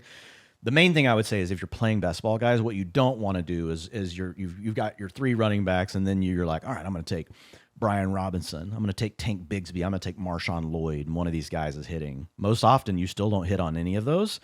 So what you want to do is take like one of those and then mix in a Tajay Spears or a Dylan Sampson. Just be more balanced so that you still leave yourself outs. But in redraft, Zain is like preaching big time here. You'd rather lean into, man, what happens if Saquon Barkley goes down? It's going to be a lot better than Tajay Spears, even if he ends up as the lead back for the Titans.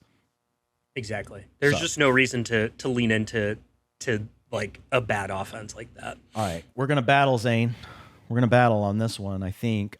Zane's done some really good work with the wide receiver score. And so let's talk real quick about Wan'Dale Robinson and Carnell Tate. I'm going to give you the floor first here because I know you've been really digging into this on these 2 players. And I think we're going to I don't think we're going to be opposite takes. I think we both, obviously, we respect each other and we influence one another and we work together to try to make each other sharper. Yeah. But I think we'll be on opposite sides of this one. So you start with whoever you want, Robinson or Tate. This is not a knock on on Tate and like the talent that he has. This is a knock on the offense in general and how I think it needs to that I think it's going to operate, and why I think that Wan'Dale Robinson will probably lead the team in targets and probably have more receiving yards than Carnell Tate as well. And it has nothing to do with Carnell Tate specifically and his talent. I just think that based off of what I saw in preseason, where the Titans offense was going against, was it the 49ers second defense? Yeah, not their starters. Yep. I still saw Cam Ward under pressure.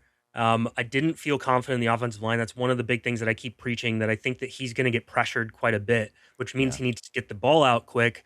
And the guy that's going to get the ball when the ball is out quick is Wan'Dale Robinson.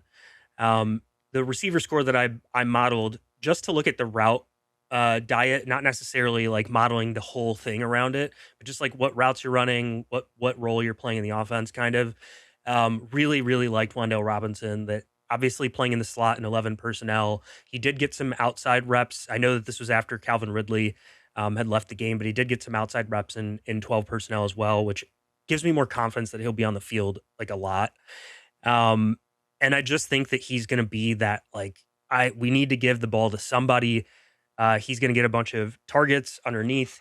And I would be very surprised if he didn't lead the team in targets. And then Carnell Tate had a little bit more of like a intermediate to deeper type of role that he was end up playing in the offense. And those routes just take more time to develop. And when that happens, you just have to get a situation where Cam Ward has enough time to get him the ball. I believe in the talent. I just don't believe that he's going to have the season that we need to see from where he goes right now. And I would rather have Wan'Dale Robinson, who had a 1,000-yard season, obviously out of necessity last season, with Brian Daboll in the offense. I just don't see it for Carnell Tate this season, unfortunately. Yeah, so the way I think about this one is kind of back to what you talked about with the tight ends. Like I think Wan'Dale Robinson is going to be good in PPR leagues. Like I think he'll be a wide receiver 4 or 3 in that scenario. The challenge is, part of what unlocked Wan'Dale last year is more of the downfield stuff, because his air yard shot up, right? His average depth of target really climbed. In this game, it was 2.8. So really more like the Wan'Dale role we saw from the 2 years before, which is, again, fine in PPR, guys. Once you get to half, a little more tricky. Once you get to standard leagues, I think it gets super tricky for Wan'Dale Robinson, because I don't think he's going to score a lot of touchdowns. And so when I think about the path to ceiling, even though Carnell Tate costs around 6-7 pick in fantasy drafts, he still was the number 4 pick overall in the NFL draft. And if one of these 2 guys is going to hit in a way that like changes my fantasy season, I think it's still going to be Carnell Tate, not Wan'Dale Robinson. So I actually like both players depending on what you might need for your roster, where they're going. But I think Tate is fairly priced as the ceiling play. I do agree with what you're saying. My concerns are definitely the offensive line, and Cam Ward was not good last year. I'm also not a huge Brian Daboll fan. I think he's been a very good coordinator when he's had a dual threat quarterback. He had the 1 year with Daniel Jones, Josh Allen, obviously before, when he was the offensive coordinator there. He was a big part of Allen's turnaround. And then we saw it, last year once he got used Jackson Dart. And so I think he's very innovative with that style of quarterback, but that's not what we have with Cam Ward. So I think that's another, on top of all the things you said, that's another thing with Carnell Tate.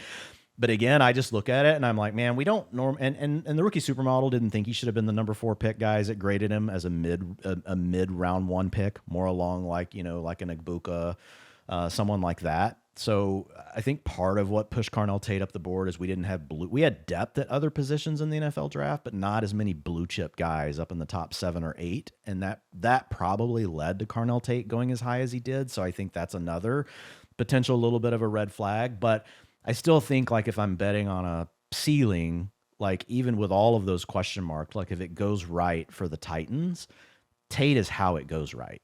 He has a big season. Wan'Dale Robinson could have a really nice season for what we expect out of him, and it doesn't mean the Titans had a good year.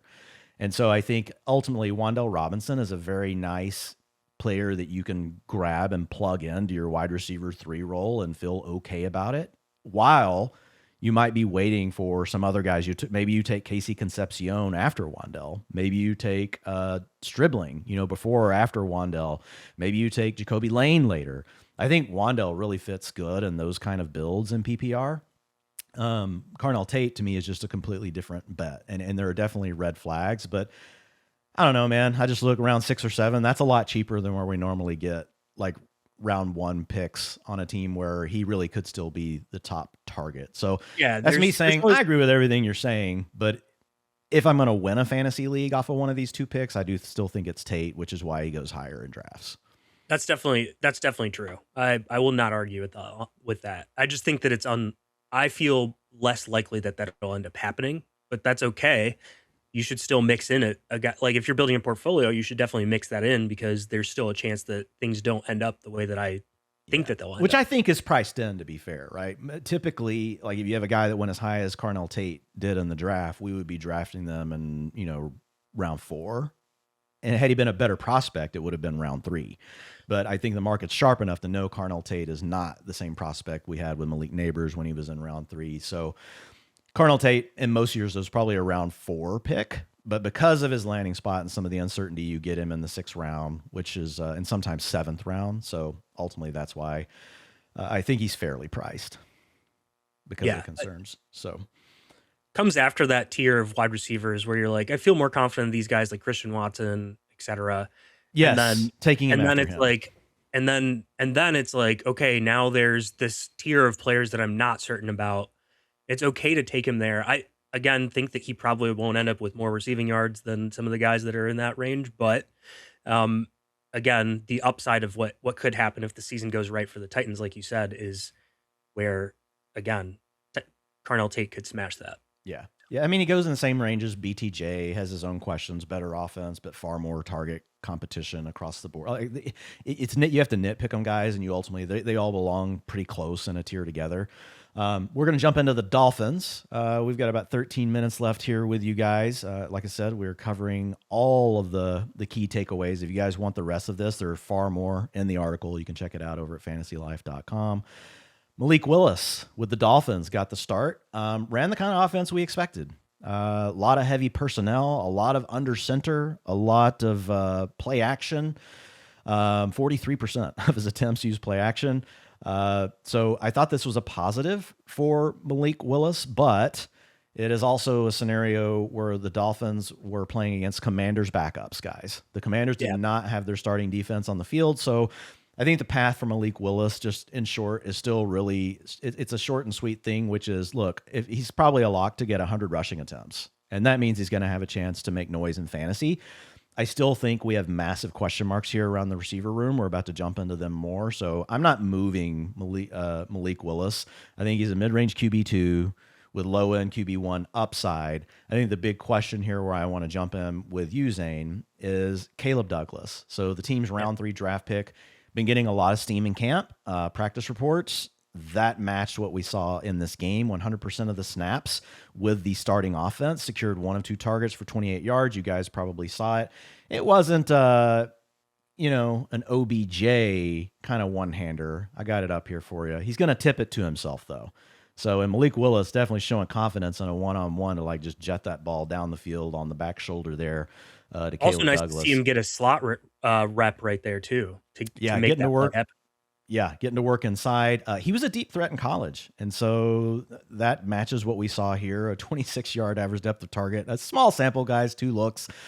52 air yards, though, on one drive with the starters. That's pretty good. So you can tell he got 2 targets. 2 times 26 is your 52. I think the big takeaway is, as of right now, I mean, Douglas is the number 1 option. We did hear today that Chris Bell is coming off the NFI, the non-football injury list, so he will be getting back to work. I think that Chris Bell is my favorite receiver on this team, but he's going to have to work his way back up. What are your thoughts here on Caleb Douglas? I moved him up 30 spots in my ranks over the last week, so I think he's still a deep league kind of guy, but I think he's a wide receiver 6 option if you're in like a 20-round draft.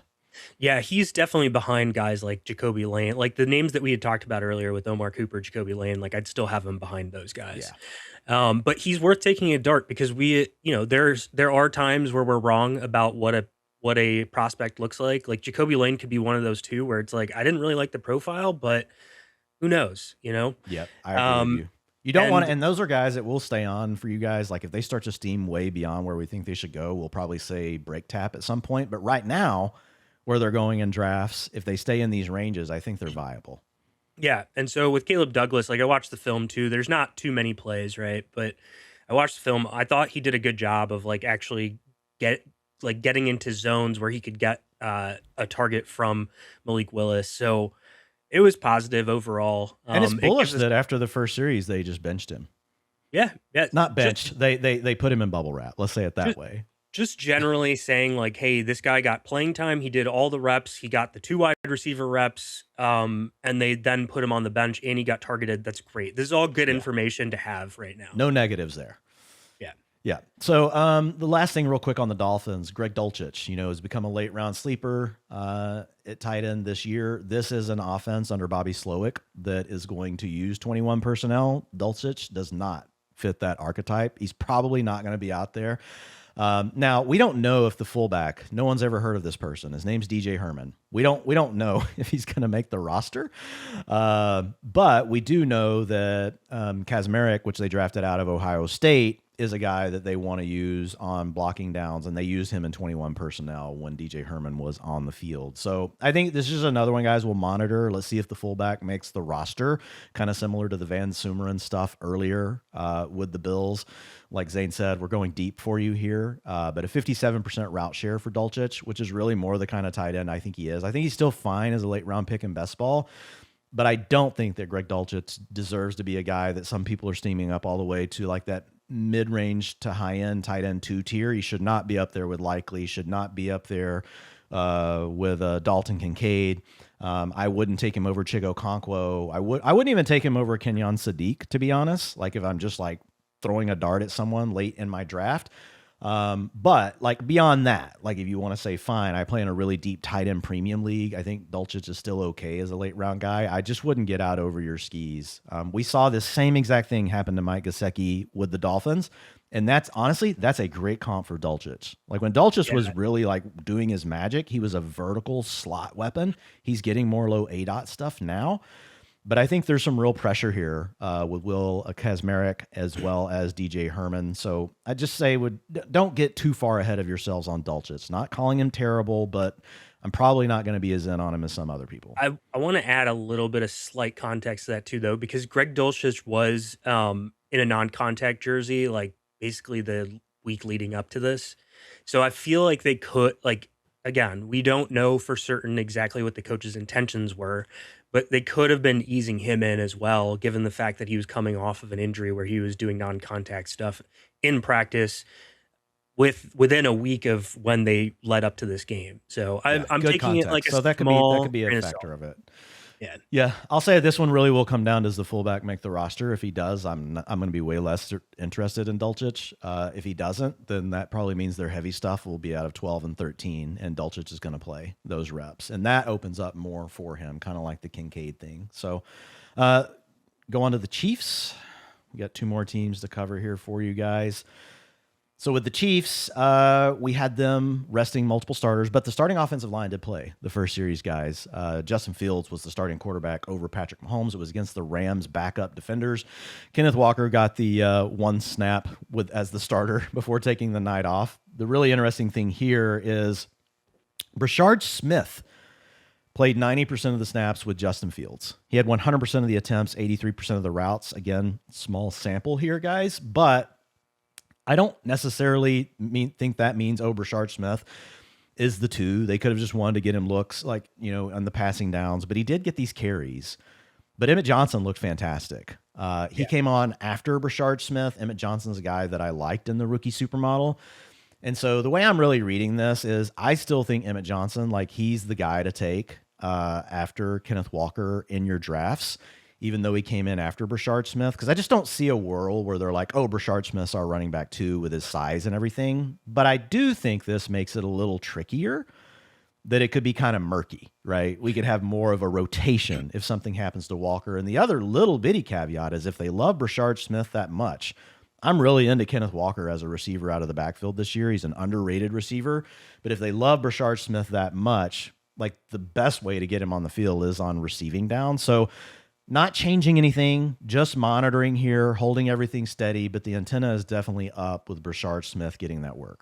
I felt a little bit more positive on Emmett Johnson in general. So the last practice leading up to the preseason game, Emmett Johnson got his first team reps, which he just hadn't been in the past. And then even today, which you probably didn't see because this might have happened during our show, he was the next touch after Kenneth Walker in practice today as well.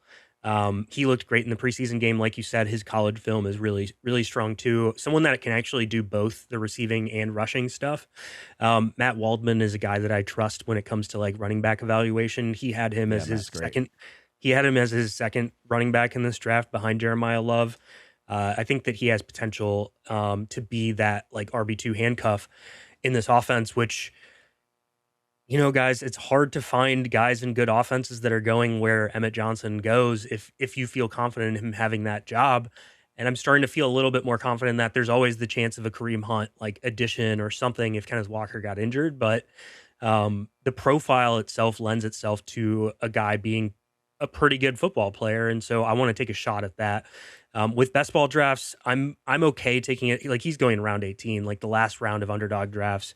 I'm okay taking a shot on him. Usually I'm trying to fill my running back room before that, but I'm okay taking a shot on him with a little bit more confidence now. It was good that he played above Amari DiMercato too. So I feel good about it. I came out feeling like he's a draftable player. Yeah, he's in the handcuff tier now. Like I said, he's still my favorite handcuff to Walker.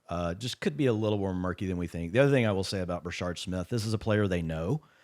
And so a lot of times what you'll see is in a scenario like this, they'll put Brashard Smith out there with the starters, let him play, kind of little hat tip to him, but knowing that, okay, as soon as he comes off, they're just going to let Emmett Johnson run. And we see that a lot for rookies. We saw it a lot this weekend. Rookies that we like not playing until the backups got in on the field. So again, not overreacting, but just definitely keeping an eye on. I got to add one thing to that too, because the Chiefs in the past, even when a guy has gotten hurt, they've leaned into running back a little bit. They did that with Carson Steele, but they're quick to pull those guys out too if it's not working. So let's say Kenneth Walker did get hurt.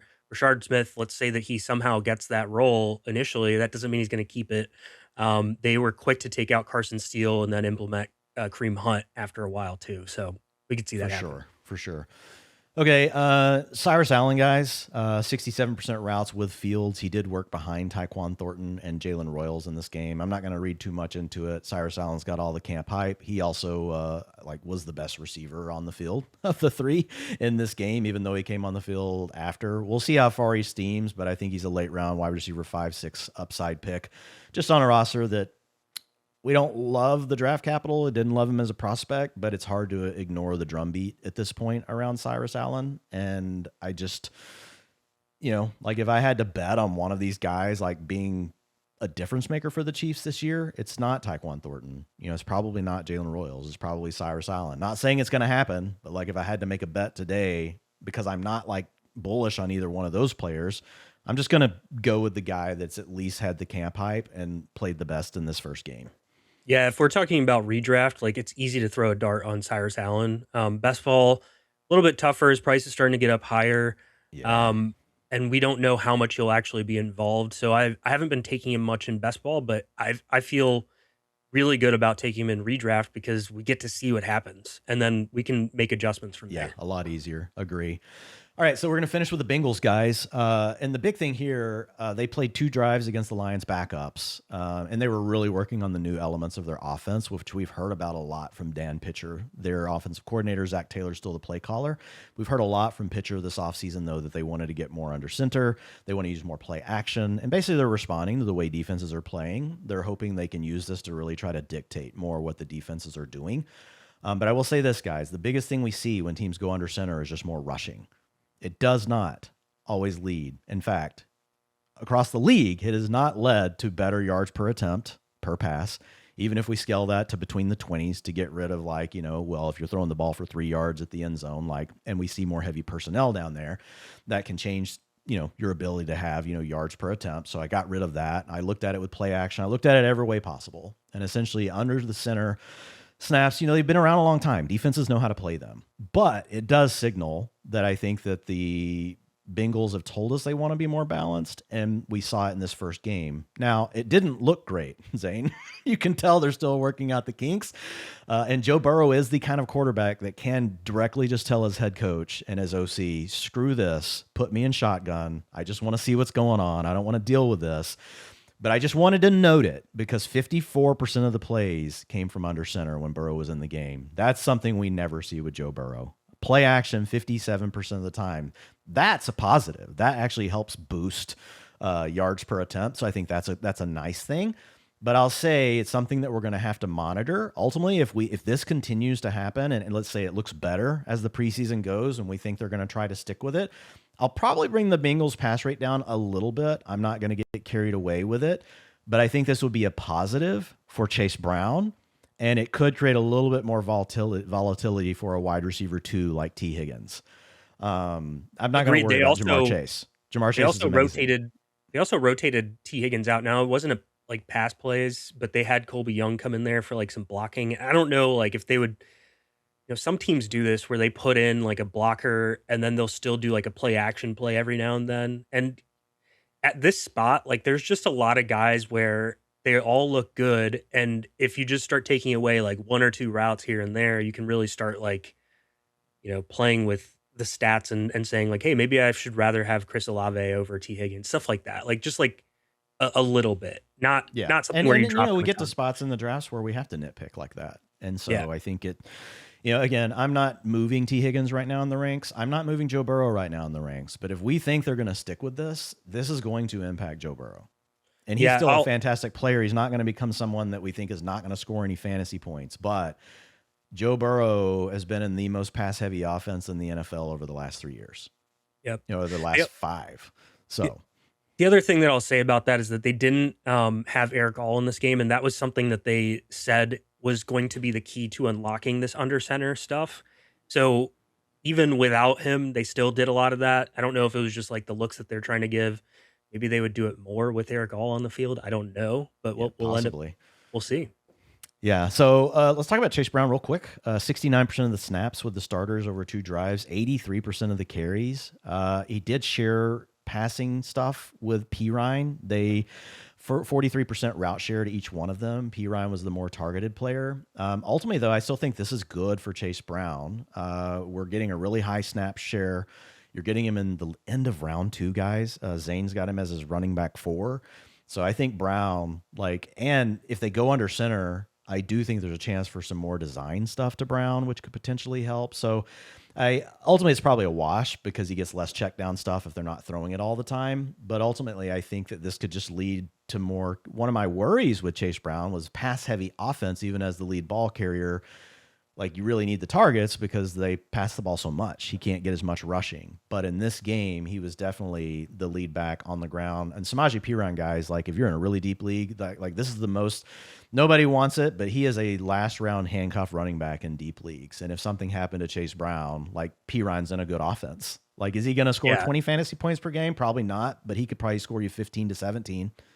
That could totally happen. And so Anything you want to say here on Brown before I we do a rapid fire? So I was probably way too high on Brown before. I had him at like 10 overall, and I moved him down to 13 only because I was hoping to see like even more than that. This But is I'm still still good above though, man. ADP. 70% Yeah. snaps is like Jonathan Taylor was like there were only 2 running backs that Yeah, got to yeah, yeah. 70% last year. No, I So agree. I think I just moved him back a little bit because I'm like, oh man, I was hoping for like 80 or something crazier than what I had expected. And I think I was a little too high anyway. Putting him at 13, he's still above ADP. Like yeah, it's not like he's still a crazy. great target, guys. And you don't have to take him there is the beauty, guys. Like a lot of you guys that are drafting from early round 1, or say you get, Jamar Chase or Puka at 3 or 4, like Chase Brown and Kenneth Walker are on the table when you come back. What do we got here? Okay, super quick hits here.